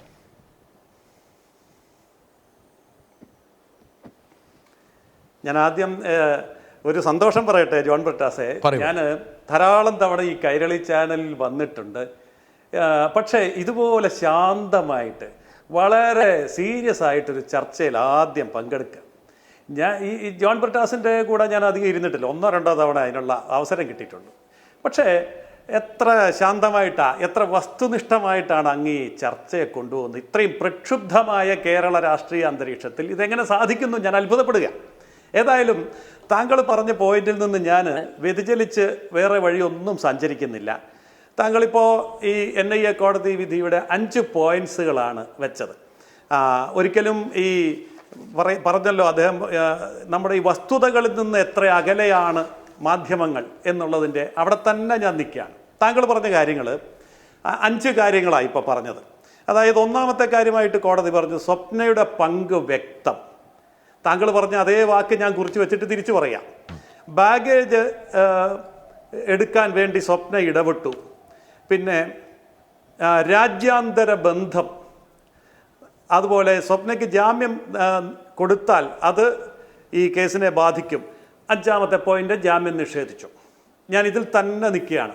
അപ്പോൾ സ്വപ്നയുടെ പങ്ക് വ്യക്തം എന്ന് പറയുമ്പോൾ, അതുപോലെ തന്നെ ബാഗേജ് എടുക്കാൻ വേണ്ടി സ്വപ്ന ഇടപെട്ടു എന്ന് പറയുമ്പോൾ സ്വപ്നയുടെ ആ ഇടപെടലും ആ പങ്കും വ്യക്തമാണല്ലോ. അപ്പോൾ ആ ഒരൊറ്റ പോയിന്റ് എനിക്ക് പറയാനുള്ളൂ. അതായത് സ്വപ്നയുടെ പങ്ക് വ്യക്തമാണെങ്കിൽ, സ്വപ്ന ഈ കാര്യത്തിൽ ഇടപെട്ടുവെങ്കിൽ, സ്വപ്നയുടെ ഏറ്റവും വലിയ ബന്ധം ആരുമായിട്ടാ? ശിവശങ്കറുമായിട്ടാ. ആ ബന്ധം ശിവശങ്കറും സ്വപ്നയുമായി ഉണ്ടാകുമ്പോൾ അത് നേരത്തെ NIA ചൂണ്ടിക്കാണിച്ച 15(1) താങ്കൾ തന്നെ പറഞ്ഞ കാര്യം, സാമ്പത്തികമായി രാജ്യസുരക്ഷയെ ബാധിക്കുന്ന UAPA ചുമത്താവുന്ന കുറ്റമായി മാറുമ്പോൾ അത് സ്വപ്നയും ശിവശങ്കറുമായി സംയോജിച്ച് നിന്നുകൊണ്ട് അധികാരത്തിൻ്റെ എല്ലാ സൗകര്യങ്ങളും ഉപയോഗിച്ചുകൊണ്ട് നടത്തിയെടുക്കുമ്പോൾ ആ ശിവശങ്കറിൻ്റെ തൊട്ടു മുകളിലിരുന്ന് മുഖ്യമന്ത്രി കസേരയിലിരുന്ന് ഭരണം നടത്തുന്ന മുഖ്യമന്ത്രി ഇതൊന്നും അറിഞ്ഞില്ല, എനിക്കിതിൽ പങ്കില്ല എന്ന് പറയുന്നത് എത്രമാത്രം അസംബന്ധമാണ്, ഒപ്പം തന്നെ അധാർമികവുമാണ്. കേസ് മുന്നോട്ട് പോകുമ്പോൾ ആ കാര്യങ്ങൾ കുറെ കൂടെ വ്യക്തമാകും. ഓക്കെ, സ്പഷ്ടമാണ്. ഞാൻ തിരിച്ചു വരാം. അഡ്വക്കേറ്റ് ജയസൂര്യ അവിടെയാണ്. ഓക്കെ, വ്യക്തമായി വളരെ കൃത്യമായിട്ട് അദ്ദേഹം പറഞ്ഞു. അഡ്വക്കേറ്റ് അജയ്കുമാർ, അദ്ദേഹം അഡ്വക്കേറ്റ് ജയസൂര്യ ഷുക്കൂർ പറഞ്ഞതിനെ വേറൊരു ഭാഷയിൽ, 2 മലയാളമാണെങ്കിലും മലയാളത്തിൻ്റെ 2 വേർതിരിവുകളിലാണത് വന്നിരിക്കുന്നത്, 2 ഭാഷയിൽ. പക്ഷേ എനിക്കൊരു ചോദ്യം താങ്കളോട് ചോദിക്കാനുണ്ട്. അതായത് ചെകുത്താനാണെങ്കിലും give the devil his due എന്നൊരു ചൊല്ലുണ്ട്. അത് പിന്നെ താങ്കളെപ്പോലെയുള്ള അഭിഭാഷകരോട് ഞാൻ പറഞ്ഞ കാര്യമില്ല. ഇപ്പോൾ ഈ മൊഴി, ശിവശങ്കറിൻ്റെ മൊഴി എത്ര 25.5 മണിക്കൂറാണ് മറ്റെടുത്തത്. താങ്കൾക്ക് നമ്മളെല്ലാവരും ആരോ പറഞ്ഞൊരു അപസർപ്പക കഥ വായിക്കുന്ന പോലെയോ അപസർപ്പക സിനിമ കാണുന്നത് പോലെയോ നമ്മൾ കണ്ടുകൊണ്ടിരുന്നതാണ്, ശ്വാസം അടക്കി പിടിച്ച് കണ്ടുകൊണ്ടിരുന്നതാണ്. അതുപോലെ എന്താ കാരണം വെച്ചാൽ വേറൊന്നും കൊണ്ടല്ല, NIA കോടതിയിൽ നടന്നുകൊണ്ടിരിക്കുന്നതിൻ്റെ ഒരു വിവരണം നമ്മുടെ അഭിഭാഷകർ നമ്മുടെ മാധ്യമപ്രവർത്തകർ തന്നിരിക്കുന്നു. നമ്മളൊക്കെ അതിൽ ത്രസിച്ചിരുന്നവരാണ്. പക്ഷേ ഇതിനകത്ത് ചെറിയ ചില വസ്തുതകൾ ലീക്ക് ഔട്ട് ചെയ്തിട്ടുണ്ട്. ആ ലീക്ക് ഔട്ട് ചെയ്തില്ലെന്ന് വെച്ചാൽ ചെറിയ കാര്യമാണ്. അതായത് ഈ സ്വപ്ന ബഗേജ് വിട്ടുകിട്ടാൻ വേണ്ടി ശിവശങ്കറിന് സഹായം ചോദിച്ചു. ശിവശങ്കർ ആ സഹായം നിഷേധിച്ചു. അത് കഴിഞ്ഞിട്ട് അത് പത്രങ്ങൾ വളരെ വൈമുഖ്യത്തോടെയാണ് കൊടുത്തത്. പക്ഷെ കൊടുത്തു കഴിഞ്ഞപ്പോൾ ശേഷം താങ്കൾ കണ്ടിട്ടുണ്ടാവും 1-2 പത്രങ്ങൾ വാർത്ത, എന്തുകൊണ്ട് ശിവശങ്കർ ഇടപെട്ടില്ല. പടച്ചോനെ, ഞാൻ ആദ്യമായിട്ടാണ് ഇങ്ങനെ ഒരു വാദം കേൾക്കുന്നത്. എന്തുകൊണ്ട് അഡ്വക്കേറ്റ് അജയ്കുമാർ മോഷ്ടിച്ചില്ല എന്ന് ചോദിച്ചു കഴിഞ്ഞാൽ നിങ്ങൾ തെണ്ടിപ്പോവുള്ളൂ. എന്താ കാരണം വെച്ചാൽ അതൊരു കുറ്റമാണെന്നുള്ള കാര്യം നമുക്കറിയില്ലായിരുന്നു. അതിനുശേഷം കുറച്ചുകൂടെ ലീക്ക് ഔട്ട് ചെയ്തു. എനിക്കൊരു സോഴ്സിൽ നിന്ന് കിട്ടി വരും, ശിവശങ്കർ അപ്പോൾ ഉടനെ വേറൊരു അലിബായി കൊണ്ടുവന്നു. എന്താണ്, ഇത് സ്വർണ്ണമാണെന്ന് ശിവശങ്കർ അറിഞ്ഞില്ലേ? അപ്പോൾ അതിനുള്ള മറുപടിയായിട്ട് ഒരു വിവരം എനിക്ക് കിട്ടി. ആ വിവരം ശരിയാണോ തെറ്റാണെന്ന് എനിക്കറിയില്ല, ഞാൻ താങ്കളുടെ സമക്ഷം സമർപ്പിക്കുകയാണ്. ശിവശങ്കർ ഈ സ്വപ്നയോട് പറഞ്ഞത് ഞാൻ ഇടപെടില്ല, എനിക്ക് തോന്നുന്നത് ഈ ചൈനീസ് ഗുഡ്സുമായി ബന്ധപ്പെട്ട കസ്റ്റംസിൻ്റെ സൂക്ഷ്മമായിട്ടുള്ള വിലയിരുത്തലിൻ്റെ ഭാഗമായിട്ടുള്ള ഉണ്ടാകുന്ന കാലതാമസമായിരിക്കും. അത് അതിൻ്റേതായ കാലതാമസവും പരിശോധന ചെയ്ത് കഴിയുമ്പോൾ കിട്ടിക്കൂടായില്ല, കിട്ടിയേക്കുമെന്നുള്ള ഒരു പരാമർശമാണ് ഈ ശിവശങ്കർ നടത്തിയത് എന്നുള്ളതാണ് ഇവരുടെ മൊഴിയിൽ പറഞ്ഞതായിട്ട് ഞാൻ മനസ്സിലാക്കിയത്. അഡ്വക്കേറ്റ് അജയ്കുമാർ, അതാണ് ഞാൻ പറഞ്ഞത്. ഈ സ്റ്റേജിൽ ഇത് പ്രതി കൊടുക്കുന്ന മൊഴിയിൽ പ്രത്യേകിച്ച് സ്വപ്ന കൊടുത്ത മൊഴിയിൽ ശിവശങ്കറിനെ ഒരു രീതിയിൽ ഇംപ്ലിക്കേറ്റ് ചെയ്യാൻ അവർ ശ്രമിച്ചിട്ടില്ല. ആ ശ്രമിച്ചിട്ടില്ല എന്ന് പറയുന്നത് കൊണ്ട് അദ്ദേഹം കുറ്റവിമുക്തനായി എന്ന് നമുക്ക് പറയാൻ പറ്റില്ല. അതൊക്കെ ബാക്കിയുള്ള അന്വേഷണത്തിന് അദ്ദേഹത്തിന് ഇതിൻ്റെ അകത്ത് വേറെ പങ്കുകളുണ്ടോ എന്നൊക്കെ വിശദമായി അന്വേഷിച്ചതിന് ശേഷം ഒരു മാത്ര പ്രസക്തമായ തീരുമാനത്തിലെത്തേണ്ടതാണ്. പക്ഷേ ഇവിടെ ഇപ്പോൾ ജാമ്യം നിഷേധിക്കാൻ വാസ്തവം പറഞ്ഞു കഴിഞ്ഞാൽ ഈ ബാക്കി കാര്യങ്ങളൊന്നും പറയണ്ട. 43D and E അദ്ദേഹം പറഞ്ഞില്ല. ഈ വരുമ്പോൾ നമുക്ക് ഉണ്ടാകുന്ന ഒരു ബുദ്ധിമുട്ടെന്ന് പറഞ്ഞാൽ അതനുസരിച്ചാണ് ഈ നമ്മുടെ ഇപ്പോൾ ക്യാൻസർ ഉണ്ടെന്ന് സുനിൽ ദത്ത് എന്ന് പറയുന്ന ഇത്രയും സെലിബ്രിറ്റി ആയിട്ടുള്ള നടൻ ജയിലിൽ കിടക്കേണ്ടി വന്നത്. കാര്യം അദ്ദേഹത്തിൻ്റെ നിന്ന് ആംസ് റിക്കവർ ചെയ്തു. അതുപോലെ തന്നെ ഈ ഇതുമായി ടെററിസവുമായിട്ട് ബന്ധപ്പെട്ട ഒരു സബ്സ്റ്റൻസ് ഒരു പ്രതിയുടെ കയ്യിൽ നിന്നും റിക്കവർ ചെയ്താൽ 43E പ്രിസംപ്ഷൻ അപ്ലൈ ചെയ്യും. പ്രതിയുടെ ബാധ്യതയാണ് അത് വേറെ രീതിയിലെടുക്കുക. ഇപ്പോൾ സ്വർണം റിക്കവർ ചെയ്തിട്ടുണ്ട്. സ്വർണം കൊണ്ടുവരുന്നത് 15ൻ്റെ അകത്ത് ഇപ്പോൾ 2013 ശേഷം ഒരു ഒഫൻസാണ്. അത് ടെററിസ്റ്റ് ആക്ടിൻ്റെ ഭാഗമായിട്ട് ഡിഫൈൻ ചെയ്തിട്ട് 15A-യും 15(1)ഉം 15A 3-ാം വകുപ്പും 2013 എഴുതി ചേർത്തതിന് ശേഷം ഇത് എക്കണോമിക് സെക്യൂരിറ്റിയെ ബാധിക്കുന്ന ഒരു മെറ്റീരിയലാണ് എന്ന് കണ്ടു കഴിഞ്ഞാൽ പ്രിസംപ്ഷൻ പ്രതിയുടെ പുറത്തേക്ക് എതിരായിട്ട് പോകും 43E അനുസരിച്ച്. അങ്ങനെയുള്ള കേസിൽ 43Dയിൽ പറയുന്നത് എന്താ, കോഡിൽ എന്തൊക്കെ പറഞ്ഞിരുന്നാലും ശരി, പ്രൈമ ഫസിയെ അതിൻ്റെ അകത്ത് ഈ കേസ് ഡയറിയിലോ 173 സ്റ്റേറ്റ്മെൻറ്റിലോ ഉള്ളത് പ്രൈമ ഫസിയെ ട്രൂ ആണെന്ന് വിശ്വസിക്കണം. അത് ആ വിശ്വാസത്തിൻ്റെ പുറത്ത് വേണം ഈ കേസിലെ ബെയിൽ ആപ്ലിക്കേഷൻ കൺസിഡർ ചെയ്യേണ്ടത്. അതുകൊണ്ട് തന്നെ അദ്ദേഹത്തിൻ്റെ വജ്രായുധം ഇരിക്കുമ്പോൾ ബാക്കി കാര്യങ്ങളൊന്നും അദ്ദേഹം നോക്കിയില്ല. 43D അനുസരിച്ചുള്ള പ്രിസംപ്ഷൻ അനുസരിച്ച് പ്രതി നിരപരാധിയാണെന്ന് കാണിക്കുന്ന ഒന്നും ഇപ്പോൾ എൻ്റെ മുമ്പ് ഇല്ലാത്തതുകൊണ്ട് ഞാൻ ഇത് നിഷേധിക്കുന്നു എന്ന് പറഞ്ഞ് അങ്ങ് നിഷേധിച്ച് ഇരിക്കുകയാണ്. ഇനി നമ്മുടെ മാധ്യമങ്ങൾക്ക് വാസ്തവം പറഞ്ഞാൽ താങ്കൾ പറഞ്ഞതുപോലെ ഒരു ഓവർ ശുഷ്കാന്തി കാണിക്കും. അതെന്തിനാണെന്നറിയാമോ? അവരുടെ ക്യാച്ചാണ് അത്. അവരുടെ നെറ്റിൽ പുതിയ പുതിയ കാര്യങ്ങൾ ഒരു 10 പേരും കൂടെ ആ ദിവസം ആ ചാനൽ കണ്ടു കഴിഞ്ഞാൽ അവരുടെ റേറ്റിംഗ് ചിലപ്പോൾ മാറും. അതിനൊക്കെയുള്ള ഇൻട്രസ്റ്റ് അനുസരിച്ച് അവർ മാറും. മത്തി കിട്ടിയിട്ട് അത് മറ്റേ നെയ്മീനാന്ന് പറയാൻ പറ്റുമോ? അല്ല, അത് ഞാൻ പറഞ്ഞതേ ഉള്ളൂ. അത് എല്ലാ മാധ്യമങ്ങളും ചെയ്യുന്നുണ്ട്, ഇല്ലാന്നൊന്നും പറയല്ല. ഒരു മാധ്യമത്തെ മാറ്റം ചെയ്യാൻ പറ്റും. ഞാനിപ്പോ ആരെ പറഞ്ഞ നമുക്ക് ഈ ചരിത്രത്തിലെ എല്ലാ ഇടകളിലേക്ക് പോകാൻ പറ്റില്ലല്ലോ.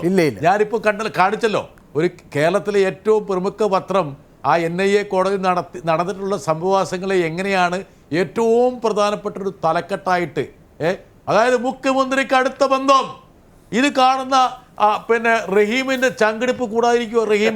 റഹീം ഞെട്ടിട്ടുണ്ടാവും.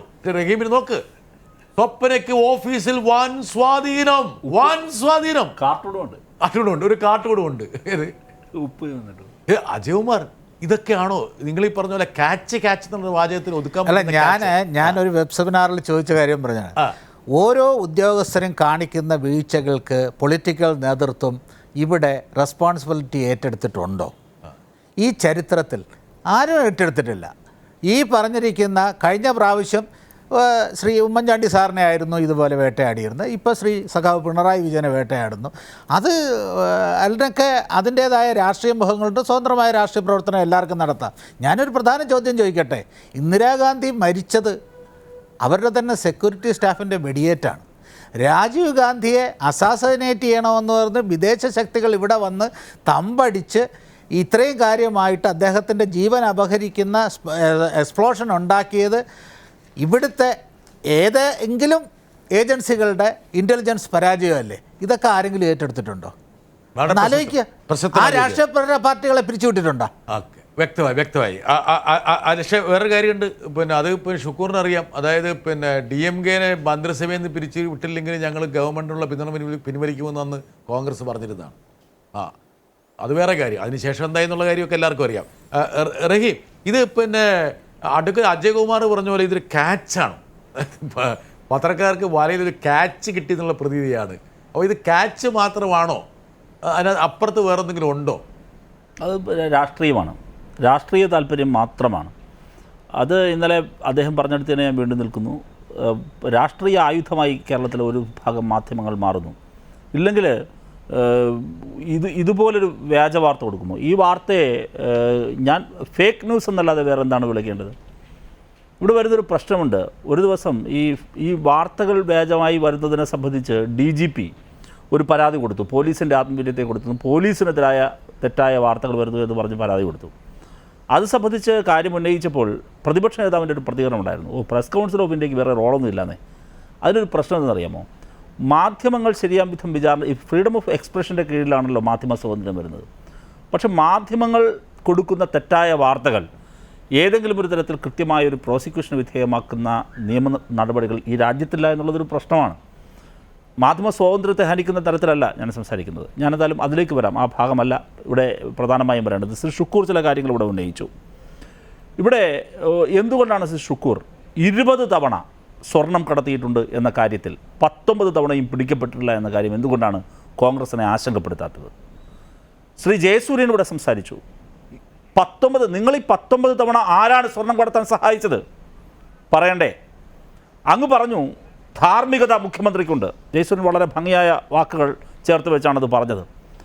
ഞാൻ അങ്ങയോട് ചോദിക്കുന്നു, വ്യക്തിപരമായി ഒരാൾക്കൊരു പ്രതിയോടുള്ള ബന്ധം എങ്ങനെയാണ് ഒരു കുറ്റകരമായി മാറുക? അങ്ങ് അഭിഭാഷകനാണെന്ന് ഞാൻ കരുതുന്നു. അങ്ങ് പറയൂ.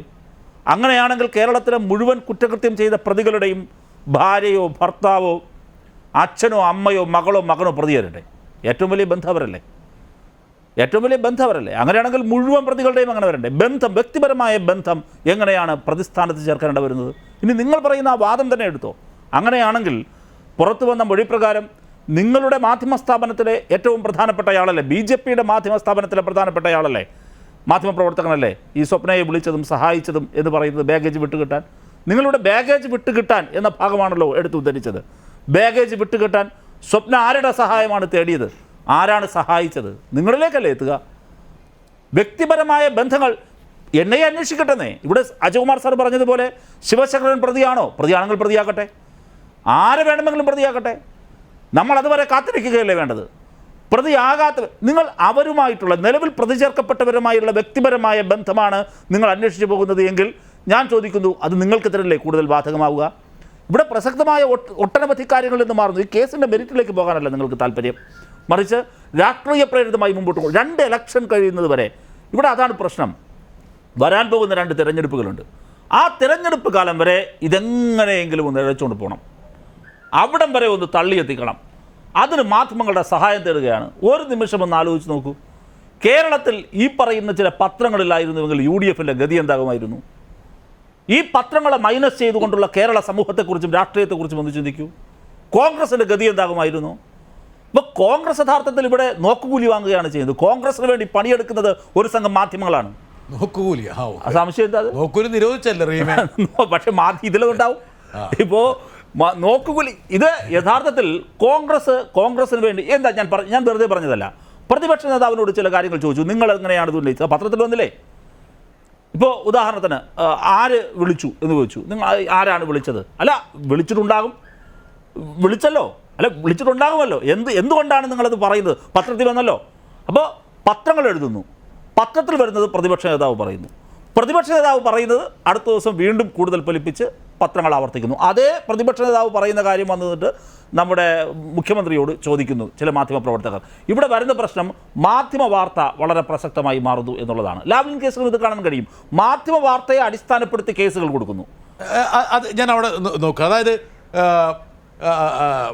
അഡ്വക്കേറ്റ് ജയസൂര്യ, അതായത് ഒരു പക്ഷേ നമ്മുടെ അന്വേഷണ ഏജൻസികളെ നയിക്കേണ്ടത് മാധ്യമങ്ങളാണോ ഊഹാപോഹങ്ങളാണോ എന്നൊരു ചോദ്യം പ്രസക്തമാണ്. പലപ്പോഴും നമ്മുടെ നാട്ടിൽ സംഭവിച്ചിരിക്കുന്നതെന്ന് വെച്ചാൽ പ്രതിയെ ആദ്യം തന്നെ കൊണ്ടുപോയിട്ട് മാധ്യമങ്ങൾ ചൂണ്ടിക്കാണിച്ചു കൊടുക്കുകയാണ്. അത് കഴിഞ്ഞ് പ്രതി ചെയ്ത തെറ്റുകളെല്ലാം വിചാരണ ചെയ്തു, പിന്നെ പ്രതിയെ തൂക്കിലേറ്റി സ്വാഭാവികമായിട്ടും. ഇപ്പം ഇന്നലെ ഇവിടെ ഈ ഷോയിൽ ഷോ എന്ന് പറയുന്നത് ഞങ്ങളുടെ ടെലിവിഷൻകാരുടെ ഭാഷയാണ്, ഷോ അല്ല പരിപാടി എന്ന് വേണേൽ പറയാം. ഇവിടെ ശ്രീ നമ്പിനാരായണൻ വന്ന അദ്ദേഹത്തിൻ്റെ ജീവിതത്തിലെ ഏറ്റവും കൈപ്പേറിയ അനുഭവങ്ങൾ. നമ്മളിനി എന്ത് വിചാരിച്ചാലും അദ്ദേഹത്തിൻ്റെ ജീവിതം തിരിച്ചു കൊടുക്കാൻ പറ്റില്ല. അദ്ദേഹത്തിൻ്റെ പ്രൈം ഏജ്, പ്രൊഫഷൻ എന്തെല്ലാം നഷ്ടപ്പെട്ടു. ഒരു വ്യക്തിയെ വേട്ടയാടിയതാണ്. ഒരുപക്ഷെ മാധ്യമങ്ങൾ ഈ പറഞ്ഞ അന്വേഷണ ഏജൻസികളെ എന്താ പറയുക, ഇക്കിളിപ്പെടുത്തി അവരെ നയിച്ചുകൊണ്ട് പോവുകയാണ് ചെയ്യുന്നത്, വലിച്ചു കൊണ്ടുപോയത്. ഒരിക്കലും അങ്ങനെ ആകില്ല. ഇപ്പം അഡ്വക്കേറ്റ് അജയകുമാറിന് അറിയാവുന്ന കാര്യം, നമ്മുടെ കോടതികൾ പോലും സസെപ്റ്റബിൾ ടു മീഡിയ ക്യാമ്പയിനാണ്. പത്രങ്ങളും ടെലിവിഷനുകളും നൽകുന്നത് എത്ര കണ്ട് അവരെ സ്വാധീനിക്കുന്നു എന്ന് ജഡ്ജിമാർ തന്നെ പറഞ്ഞിട്ടുണ്ട്. അതുകൊണ്ടാണ് അവർ ഇടയ്ക്കിടയ്ക്ക് കോഷ്യസ് ആകുന്നത്. ഇനി ഇവിടെ ഒരു പക്ഷേ ഞാനിതിനെ ഈ ചർച്ചയെ വേറൊരു ലെവലിലേക്ക് പോകുമ്പോൾ, താങ്കളുടെ കേന്ദ്രമന്ത്രി എന്ന് പറയാവുന്നത് എൻ്റെയും കൂടി കേന്ദ്രമന്ത്രിയാണ്. പക്ഷേ താങ്കൾ കുറച്ചും കൂടി അതിനകത്തൊരു ഗർവ് അല്ലെങ്കിൽ ആത്മാഭിമാനം ഇടയ്ക്ക് എടുക്കുന്നതുകൊണ്ട് മാത്രമാണ് പറയുന്നത്. ശ്രീ മുരളീധരൻ പറഞ്ഞൊരു കാര്യമുണ്ട്. എന്താ കാരണം, ഈ കേസ് മുഴുവൻ അജയകുമാർ പറഞ്ഞ പോലെ ഫൈസൽ ബരീദാണ് ഇത് അയച്ചതെങ്കിലും റിസീപ്പിൻ്റെ ഇവിടുത്തെ അറ്റാഷയാണ്, അദ്ദേഹത്തിൻ്റെ പേരിലാവുന്നത്. അറ്റാഷയുടെ റോളിനെ കുറിച്ചൊക്കെ ഒരുപാട് ഞാൻ പിന്നീട് കാണിച്ചു തരാം. പക്ഷേ വി മുരളീധരൻ എന്താണ് ഈ പറഞ്ഞ അറ്റാഷയെക്കുറിച്ച് പറഞ്ഞത്. അത് വളരെ പ്രസക്തമായ കാര്യമാണ്. നിങ്ങൾക്ക് മറന്നു പോയിട്ടുണ്ടെങ്കിൽ ഞാൻ വേണമെങ്കിൽ അത് കാണിച്ചു തരാം. ഈ ആൾക്കെതിരായിട്ട് ഒരു സംശയവും ഇതുവരെ ഉണ്ടായിട്ടില്ലല്ലോ. സംശയം ഈ പ്രതിയായിട്ടുള്ള ആള് കൊടുത്ത മൊഴിയാണെന്ന് പറഞ്ഞ് മാധ്യമങ്ങളിൽ വരുന്നതല്ലാതെ ഔദ്യോഗികമായിട്ട് ആഭ്യന്തര വകുപ്പ് ഈ കാര്യം ആഭ്യന്തര വകുപ്പിന്റെ ഇമിഗ്രേഷൻ വകുപ്പിനെ അറിയിക്കുന്നത് വരെ ഇമിഗ്രേഷൻ അതിൽ തടഞ്ഞു നിർത്തില്ല. ഇതിൽ വിദേശകാര്യ വകുപ്പില്ല. ഒന്നാമത്തെ കാര്യം അതാണ്. ഈ വിദേശയാത്രയൊക്കെ വിദേശകാര്യ വകുപ്പിൻ്റെതാണെന്നുള്ള എനിക്കറിയില്ല. എനിക്ക് വളരെ ബഹുമാനമുള്ളൊരു നേതാവാണ് ശ്രീ വി മുരളീധരൻ. പക്ഷേ ഈ അടുത്ത കാലത്തായിട്ട് അട്ടർ കൺഫ്യൂഷൻ മൈ ലോഡ് എന്ന് പറഞ്ഞ പോലെയാണ്. അദ്ദേഹം പറഞ്ഞൊരു കാര്യമുണ്ട് ജയസൂര്യ, അതായത് അറ്റാഷയെക്കുറിച്ച് അങ്ങനെ ഒരു സംശയമില്ലല്ലോ. അറ്റാഷയെക്കുറിച്ച് സംശയമില്ലെങ്കിൽ കേസ് പൊളിഞ്ഞില്ലേ അജയകുമാർ? കേസ് പൊളിഞ്ഞില്ലേ അജയകുമാർ? മാത്രമല്ല അവിടെ ഒരു പ്രശ്നം, ആ പത്രത്തിൽ വന്നല്ലേ ഉള്ളൂ എന്നാണ് പറയുന്നത്. അതെ, പത്രത്തിൽ വന്നത് മാത്രം വെച്ച് സത്യാഗ്രഹം നടത്തിയ ആളാണ് അദ്ദേഹം. ഞാൻ വേണ്ടേ പറയാം. ഓക്കെ. അപ്പോൾ എനിക്കൊരു ചോദ്യമുള്ളൂ. ശ്രീ അഡ്വക്കേറ്റ് അജയകുമാർ പറഞ്ഞ പോലെ സംശയം ഇല്ല എന്ന് പറയുമ്പോൾ സംശയം ഉണ്ടെന്നും പറയണ്ട. പക്ഷെ സംശയം ഇല്ലാത്തൊരു കേന്ദ്രമന്ത്രി കയറി പറയുമ്പോൾ അത് അന്വേഷണ ഏജൻസികൾക്ക് കൊടുക്കുന്ന ഒരു ലീഡല്ലേ? ഇതാണ് നിങ്ങൾ സ്വീകരിക്കേണ്ട നിലപാടെന്നല്ലേ? അന്വേഷണത്തെ വഴിതെറ്റിക്കാനാണെന്നുള്ള റഹീമിൻ്റെയൊക്കെ ആരോപണത്തെ വാദഗതിയെ ബലപ്പെടുത്തുന്നതല്ലേ അങ്ങനെ ഒരു ബ്ലാങ്കറ്റ് സ്റ്റേറ്റ്മെന്റ് ഒരു കേന്ദ്രമന്ത്രി അത് പറയാൻ പാടുണ്ടോ? ഞാൻ ആ ചോദ്യത്തിന് കൃത്യമായിട്ട് മറുപടി പറയാം. അതിന് മുമ്പ് റഹീം പറഞ്ഞ ഒരു കാര്യമുണ്ട്, എനിക്കതിന് മറുപടി പറയാതെ പറ്റില്ലല്ലോ.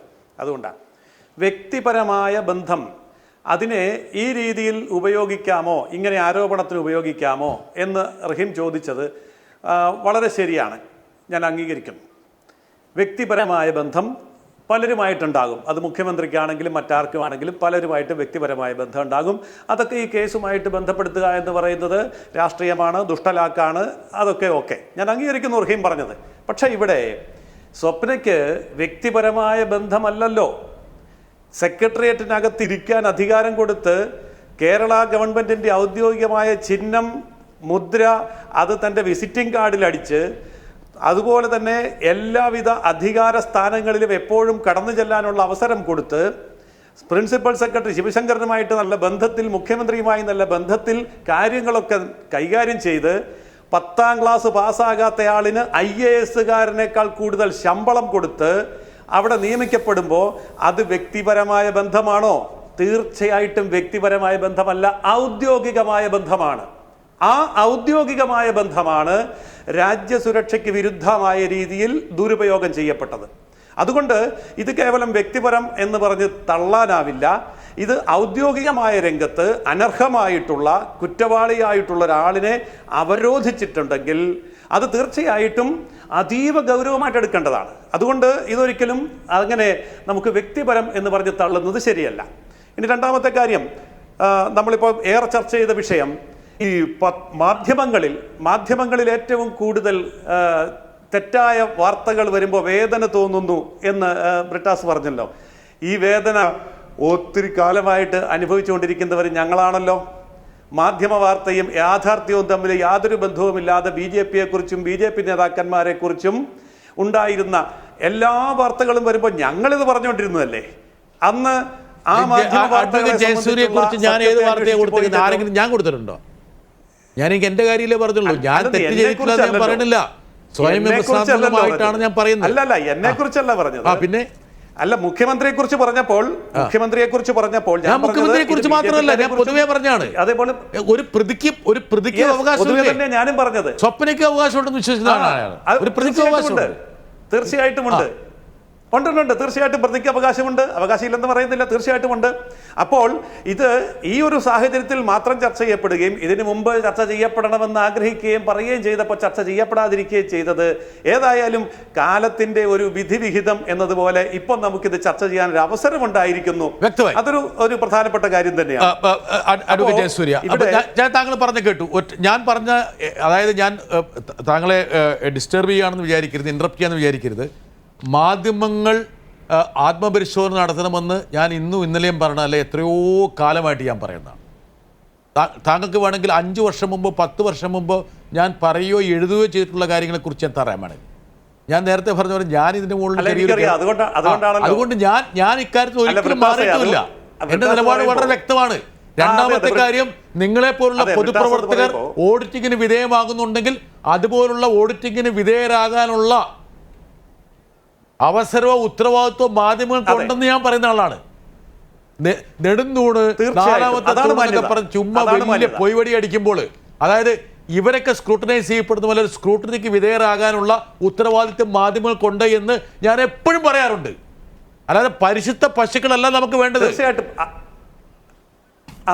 അതെ അതെ, അത് വളരെ മാന്യമായ സോറി, പശു എന്ന് പറയുന്നത് വേറെ അർത്ഥമല്ലേ ജയസൂര്യ മനസ്സിലായി. ഞാൻ വ്യാഖ്യാനിക്കൊന്നുമില്ല.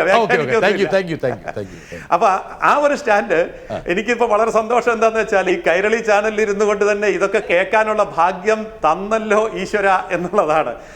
ജയസൂര്യ, നിങ്ങൾക്ക് എന്നോട് എന്നെ ഇടയ്ക്കൊന്ന് വിളിച്ചാൽ മതിയായിരുന്നു. ഞാനത് എത്രയോ കാലം മുമ്പ് പറഞ്ഞു തന്നെ. ഇത് ഒരു ചർച്ചയ്ക്ക് വരേണ്ട കാര്യമൊന്നും ഉണ്ടായിരുന്നില്ല. ഞാൻ നിങ്ങൾക്ക് തരാം. മാത്രല്ല, വേണമെങ്കിൽ ഞാൻ പഠിച്ചുകൊണ്ടിരിക്കുമ്പോൾ ഡിസർട്ടേഷൻ കൂടി തന്നേക്കാൻ വേണമെങ്കിൽ. Okay okay okay. ഏതായാലും അങ്ങനെ ഒരു നല്ല മാധ്യമ സംസ്കാരത്തിലേക്ക് വരട്ടെ, നമ്മളും വരട്ടെ. അങ്ങനെ വരാനൊക്കെ അറ്റാഷയുടെ കാര്യമാണ് നമ്മൾ പറഞ്ഞു. ഈ കേസ് വന്ന കാലം മുതൽ, ആദ്യ സമയം മുതൽ ഇത് വളരെ വ്യക്തമായിട്ട് ഇത് അറ്റാഷയിലേക്ക് അറ്റാച്ച് ചെയ്യാനുള്ള ഒരു വലിയ ഔത്സുക്യം പ്രത്യേകിച്ച് ഇടതുപക്ഷത്തു നിന്നുണ്ടായിരുന്നു. കാരണം ഇത് മുഖ്യമന്ത്രിയെ തൊടരുത്, ഇത് മന്ത്രിസഭയെ തൊടരുത്, ഇത് അറ്റാഷയെ അറ്റാച്ച് ചെയ്ത് വിദേശത്തോട്ട് പൊക്കോട്ടെ, പിന്നെ അതിൻ്റെ പുറകെ എല്ലാവരും പോകുമല്ലോ, പൊയ്ക്കോളുമായിരിക്കും എന്നൊരു പ്രതീക്ഷയുണ്ടായിരുന്നു. പക്ഷെ അതുണ്ടായില്ല. അതുണ്ടാകാത്തപ്പോൾ ഇപ്പോഴും അത് പറഞ്ഞുകൊണ്ടിരിക്കരുത് ബ്രിട്ടാസ്. ഇപ്പൊ അതൊക്കെ പറഞ്ഞു പോയി കഴിഞ്ഞ കാര്യങ്ങളാണ്. അതുകൊണ്ട് അതാരും മൈൻഡ്. ഇപ്പൊ നമ്മളിപ്പോ അറ്റാഷയെ കുറിച്ച് ചർച്ച ചെയ്യാൻ പോയാൽ അതല്ല, അറ്റാഷയുടെ കാര്യത്തെ സംബന്ധിച്ചിടത്തോളം ഇപ്പോഴും പറഞ്ഞുകൊണ്ടിരുന്നാൽ ഇന്നത്തെ ഈ ചർച്ച തന്നെ സത്യത്തിൽ കേരള സമൂഹം ഇന്ന് ചർച്ച ചെയ്യേണ്ട വിഷയം എന്താ? ഇന്നത്തെ വിഷയം ഇതൊന്നും അല്ലല്ലോ. അപ്പോ ഈ സ്വപ്നയ്ക്ക് 1 കോടി കൊടുത്തു എന്ന് പറയുന്ന കോൺട്രാക്ടറുടെ വിഷയം ബാക്കി എല്ലാവരും ചർച്ച ചെയ്യുമ്പോൾ നമ്മൾ എത്രയോ ബഹുദൂരം മാറി. ഞാൻ ചർച്ച ചെയ്തിട്ടില്ല. അതെ, അപ്പോ പ്രസക്തമായ അതിൽ നിന്ന് ആയിക്കോട്ടെ, നമുക്ക് എല്ലാ കേസിന്റെ വശങ്ങള് എന്തുകൊണ്ടാണ് വെച്ചാൽ അബുദാബി പോയ NIA സംഘം തിരിച്ചു വന്നു ഇന്ന് രാവിലെ. വന്നതുകൊണ്ടാണ് ഞാൻ ചോദിച്ചത്. ജയസൂര്യക്ക് അറിയാമെങ്കിൽ പറ, അറ്റാഷെ കണ്ടോ, കാണാൻ ശ്രമിച്ചോ? അത് പറയാം. അതായത് കുറച്ചു മുമ്പ് ബ്രിട്ടാസ് പറഞ്ഞ പോലെ തന്നെ ഇതെല്ലാം മാധ്യമങ്ങളങ്ങ് തിരക്കഥ എഴുതി അതങ്ങനെ വേണം ഇങ്ങനെ വേണം എന്ന് പറഞ്ഞല്ലോ. അത് തന്നെയാണ് ബ്രിട്ടാസ് ഇപ്പൊ പറയുന്നത്. അപ്പോ അവിടെ പോയ NIA സംഘം എന്ത് ചെയ്യണമെന്നും ആരെ പിടിക്കണമെന്നും ആരെ കൊണ്ടുവരണമെന്നും ഒക്കെ അവർക്ക് നന്നായിട്ട് അറിയാം. അവരത് ചെയ്തോളും, അവരത് അന്വേഷിച്ചോളും. അതിൽ നമ്മൾ ഇടപെടേണ്ട കാര്യമില്ല. അപ്പോ അത് ബ്രിട്ടാസ് പറഞ്ഞ വാക്കുകൾ ബ്രിട്ടാസിന് തന്നെ എതിരായിട്ട് വരികയാണ് ഇപ്പൊ. ജയസൂര്യ, ഞാൻ വിധി പ്രഖ്യാപിച്ചത് ഞാൻ താങ്കളോട് ചോദിച്ചതാണ്, അറിയാനുള്ള ക്യൂരിയോസിറ്റി കൊണ്ട്. ഓക്കെ, അതെ. അപ്പൊ അതുകൊണ്ട് തന്നെ ഞാൻ പറയുന്നു, ആ അന്വേഷണം NIA ഭംഗിയായിട്ട് നടത്തും. വിദേശത്ത് നടത്തേണ്ടതൊക്കെ നടത്തി, അവിടുത്തെ തെളിവെടുക്കും. സ്വദേശത്ത് നടത്തേണ്ടത് ഇവിടുന്ന് എടുക്കും. അന്താരാഷ്ട്ര ബന്ധങ്ങളും ഭീകര ബന്ധങ്ങളും ഒക്കെ അന്വേഷിക്കും. അതിന്റെ നടപടിക്രമങ്ങളിലേക്ക് വരികയല്ലേ ഉള്ളൂ, തുടങ്ങിയതല്ലേ ഉള്ളൂ. ഫൈസൽ ഫരീദിനെ ചോദ്യം ചെയ്തോ വ്യക്തമില്ല, പക്ഷെ ചോദ്യം ചെയ്തിട്ടുണ്ടെന്നാണ് നമുക്ക് കിട്ടുന്ന വിവരങ്ങൾ. പക്ഷെങ്കിൽ ഈ അന്വേഷണം സ്വാഭാവികമായിട്ട് ഇവിടെ ഒതുങ്ങി നിൽക്കില്ല എന്നുള്ള കാര്യം NIAയുടെ ഈ പറഞ്ഞ നേരത്തെ സൂചിപ്പിച്ച 10 പേജ് വരുന്ന ഉത്തരവിൽ നിന്ന്, ജാമ്യം നിശ്ചയിച്ചുള്ള ഉത്തരവാണെങ്കിൽ പോലും അതിൽ കുറച്ച് കാര്യങ്ങളുണ്ട്. അതിൽ നിന്ന് വേണമെങ്കിൽ നമുക്ക് പലതും വായിച്ചെടുക്കാൻ പറ്റും. ഈ അന്വേഷണം വിസ്തൃതമാകുകയാണ്. പക്ഷേ ഷുക്കൂർ ഈ പറഞ്ഞ ജൂലൈ 5-ാം തീയതി തുടങ്ങി വെച്ച ആ സ്ക്രിപ്റ്റിൽ നിന്ന് 1 ഇഞ്ച് പോലും മുമ്പോട്ട് പോയിട്ടില്ല. ഇന്ന് നമ്മൾ ആഗസ്റ്റ് 12-ഓ 13-ഓ മറ്റേ 12 അല്ലേ? ഇത്രയും ദിവസം, 1 മാസം 1.25 മാസമായിട്ടും ഈ അന്വേഷണം, ഈ NIA സംഘം വിദേശത്ത് പോയി. പക്ഷേ ഷുക്കൂർ അങ്ങോട്ട് പോകാൻ തയ്യാറല്ല. ഷുക്കൂറിന് ദുബായ് ഇഷ്ടമല്ല, അബുദാബി ഇഷ്ടമല്ല, ടാൻസാനി ഇഷ്ടമല്ല, ഡൽഹി ഇഷ്ടമല്ല. ഷുക്കൂറിന് ആകെ ഇഷ്ടം സെക്രട്ടേറിയറ്റ് മാത്രമാണ്. ഇത് അന്വേഷണം അങ്ങനെ ഇങ്ങനെ പോകണ്ടേ ഷുക്കൂറെ? അല്ല ബ്രിട്ടാസ് ഈ ദുബായിലെ കഥകളൊക്കെ ഒരുപാട് പറയാനുണ്ട്. അതൊക്കെ അതിൻ്റെ വസ്തുനിഷ്ഠമായിട്ടുള്ള വിവരങ്ങൾ നമുക്ക് കിട്ടാനിരിക്കുന്നതേ ഉള്ളൂ. അത് കിട്ടിക്കഴിയട്ടെ. നമ്മൾ കുറേ കാലം മുമ്പ് പലതും ചർച്ച ചെയ്തതല്ലേ, സാമ്പത്തികമായ ഇടപാടിൻ്റെ പേരിൽ പിടിച്ചു വെക്കപ്പെട്ടതും കൊടുത്തു തീർക്കപ്പെട്ടതും അതിൻ്റെ പേരിലുള്ള ഇടപാടുകളും കൊടുക്കൽ വാങ്ങലുകളുടെ ഈ കഥയെല്ലാം നമ്മൾ ഒരുപാട് കേട്ടതല്ലേ. അതെല്ലാം നമ്മൾ ആ ഘട്ടത്തിൽ ചർച്ച ചെയ്തു. അതെല്ലാം ജനങ്ങളുടെ മനസ്സിലുണ്ട്. ഇനിയിപ്പോൾ അതല്ല ചർച്ച ചെയ്യേണ്ടത്. ഇവിടെ അതിനേക്കാൾ അപ്പുറം എന്തേ എനിക്ക് റഹീമിനെ പോലുള്ളവർ ഇങ്ങനെ പറയുന്നു എന്ന് കേൾക്കുകയാണ്. പ്രതിപക്ഷത്തിരിക്കുന്ന ഒരു രാഷ്ട്രീയ പ്രസ്ഥാനം CPM-ഉം DYFI-യും ആയിരുന്നെങ്കിൽ എന്തായിരുന്നു ഇവിടെ കൊണ്ടുവരുന്ന കാര്യങ്ങൾ? നിങ്ങൾ ഇതേ സമയം പ്രതിപക്ഷത്തായിരുന്നെങ്കിൽ നിങ്ങൾ എന്തായിരിക്കും കേരളത്തിലെ മുഖ്യമന്ത്രിയുടെ ഓഫീസിനെ കുറിച്ച്, ഗവൺമെൻറ് സെക്രട്ടേറിയറ്റിനെ കുറിച്ച്, പ്രൈസ് വാട്ടർ ഹൗസ് കൂപ്പറിനെ കുറിച്ച്, കൺസൾട്ടൻസികളെ കുറിച്ച് നിങ്ങളൊക്കെ എന്തൊക്കെയായിരുന്നു കഥകൾ ഉണ്ടാക്കാൻ പോയിരുന്നത്? നിങ്ങൾ പ്രതിപക്ഷത്തായിരുന്നെങ്കിൽ എങ്ങനെയായിരുന്നു എന്നുള്ളത്, എങ്ങനെയാകുമെന്നുള്ളത് കേരളീയ സമൂഹം ചർച്ച ചെയ്യുകയാണ്. മാധ്യമപ്രവർത്തകരും അത് ചർച്ച ചെയ്യുകയാണ്. അതിൻ്റെ ഭാഗമായി നോക്കുമ്പോൾ നമ്മൾ നോക്കൂ, സെക്രട്ടേറിയറ്റിനകത്ത് ഒരു ബാക്ക്ഡോർ ഓഫീസ് തുറന്ന് ആ ബാക്ക്ഡോർ ഓഫീസിലൂടെ ഒരു സർക്കാർ ഉദ്യോഗസ്ഥൻ്റെ ഉത്തരവാണ്, ഇതിലൂടെ നിയമനങ്ങൾ നടത്തണം, പിൻവാതിൽ നിയമനം നടത്തണം. അത് സഹപ്രവർത്തകനെ കൊല്ലാൻ ശ്രമിച്ചവനാണെങ്കിലും അവന് തന്നെ അത്തരത്തിലുള്ള പിൻവാതിൽ നിയമനങ്ങൾ വരണം. അതിന് മാർക്ക് ദാനം കൊടുക്കണമെന്നുണ്ടെങ്കിൽ അങ്ങനെ കൊടുക്കണം. അല്ലെങ്കിൽ സെക്രട്ടേറിയറ്റിനകത്ത് പ്രൈസ് വാട്ടർ കൂപ്പർ ഇപ്പോഴും സർക്കാർ ജീവനക്കാരിയല്ല സ്വപ്ന സുരേഷ് എന്നാണ് റഹീം സമർത്ഥിക്കാൻ ശ്രമിക്കുന്നത്. അല്ല എന്നാണ്. എന്തായാലും അങ്ങനെ സംവദിക്കട്ടെ. റഹീമെ യാഥാർത്ഥ്യ ബോധത്തോടു കൂടി നോക്കൂ. എന്തായാലും മുഖ്യമന്ത്രിയുടെ ഫേവറേറ്റ് സെക്രട്ടറി അല്ലെങ്കിൽ ചീഫ് പ്രിൻസിപ്പൽ സെക്രട്ടറി, ആ സെക്രട്ടറിയുടെ സഹായമില്ലാതെ ഈ നിയമനം നടക്കില്ല. മാത്രവുമല്ല, എന്തുകൊണ്ടാണ് ഈ പ്രിൻസിപ്പൽ സെക്രട്ടറിയെ സസ്പെൻഡ് ചെയ്യാനും നടപടിയെടുക്കാനും മുഖ്യമന്ത്രി തയ്യാറായത്? ഒരു റിപ്പോർട്ട് അവിടെയുണ്ട്. അത് ചീഫ് സെക്രട്ടറിയുടെ റിപ്പോർട്ടാണ്, അത് വ്യക്തമാണ്. അപ്പോൾ എത്രമാത്രമാണ് അധികാര ദുർവിനിയോഗം, എത്രമാത്രമാണ് അവിഹിത ബന്ധത്തിൻ്റെ ദൃഢത, എത്രമാത്രമാണ് അവർ തമ്മിലുള്ള ബന്ധം. ഇതുപോലെ എത്രയോ കാര്യങ്ങൾ നിയമനങ്ങൾ നടന്നിരിക്കുന്നു. അതിൻ്റെ മറവിൽ ഇപ്പോൾ ഒരുപാട് പിൻവാതിൽ നിയമനം നമ്മുടെ സംസ്ഥാനത്തൊട്ടാകെ നടക്കുകയാണ്. വിവിധ കൺസൾട്ടൻസികളുടെ. ഇത് മാത്രമല്ല, ഞാനൊന്ന് പറയാൻ സമയം തരണം, മറ്റുള്ളവർക്ക് കൊടുത്തതുപോലെ. നമ്മുടെ റെഡ് ക്രസന്റ് ഇല്ല ഞാൻ പറയട്ടെ, റെഡ് ക്രസന്റിന്റെ പേരിൽ 1 കോടി രൂപ തട്ടിക്കൊണ്ടുപോയി. ആ 1 കോടി രൂപ എവിടെ വയ്ക്കണം, ഏത് ലോക്കറിൽ സൂക്ഷിക്കണം? ലോക്കറിന്റെ ഉടമയായ ശിവശങ്കറും മറ്റൊരു ചാർട്ടേഡ് അക്കൗണ്ടന്റും സ്വപ്നയും കൂടി ചേർന്നുള്ള ഏർപ്പാടുകൾ എത്രമാത്രം എന്നുള്ള വ്യക്തമാണ്. ലൈഫ് മിഷന്റെ പേരിലാണ് ഈ കൊള്ള നടന്നത്. ലൈഫ് മിഷൻ പാവങ്ങൾക്ക് വീട് കൊടുക്കുന്ന സംസ്ഥാനത്തിന്റെ മുഖ്യമന്ത്രിയുടെ സ്വപ്ന പദ്ധതി. ആ ലൈഫ് മിഷന്റെ ആ വസ്തു, ആ കെട്ടിടം, മറിമായം. തിരിച്ചു വരാം ഷുക്കൂർ, തിരിച്ചു വരാം. കുറച്ച് സമയം അധികം എടുത്താലും വേണ്ടില്ല ഷുക്കൂർ. ആ സമയം കൊണ്ട് ഒന്നിലേറെ വിഷയങ്ങൾ കൈകാര്യം ചെയ്യാൻ ഉള്ള ഒരു പ്രാവീണ്യം കാണിച്ചു. അത് ഞാൻ ഓക്കെ വ്യക്തമായി. പിന്നെ ഞാൻ അജയകുമാറിനോടിലേക്ക് വരുന്നതിന് മുമ്പ് പെട്ടെന്ന് ക്വിക്കായിട്ട് റഹീം ഒന്ന് ഷുക്കൂറിന് കൊടുക്കും. ഷുക്കൂർ സംസാരം നിർത്തിയിട്ടില്ല, എന്നാലും വേണ്ടില്ല പറഞ്ഞു. ഷുക്കൂർ തികഞ്ഞൊരു രാഷ്ട്രീയ ആരോപണങ്ങൾ മാത്രം ഇങ്ങനെ വെക്കുകയാണ് അദ്ദേഹം.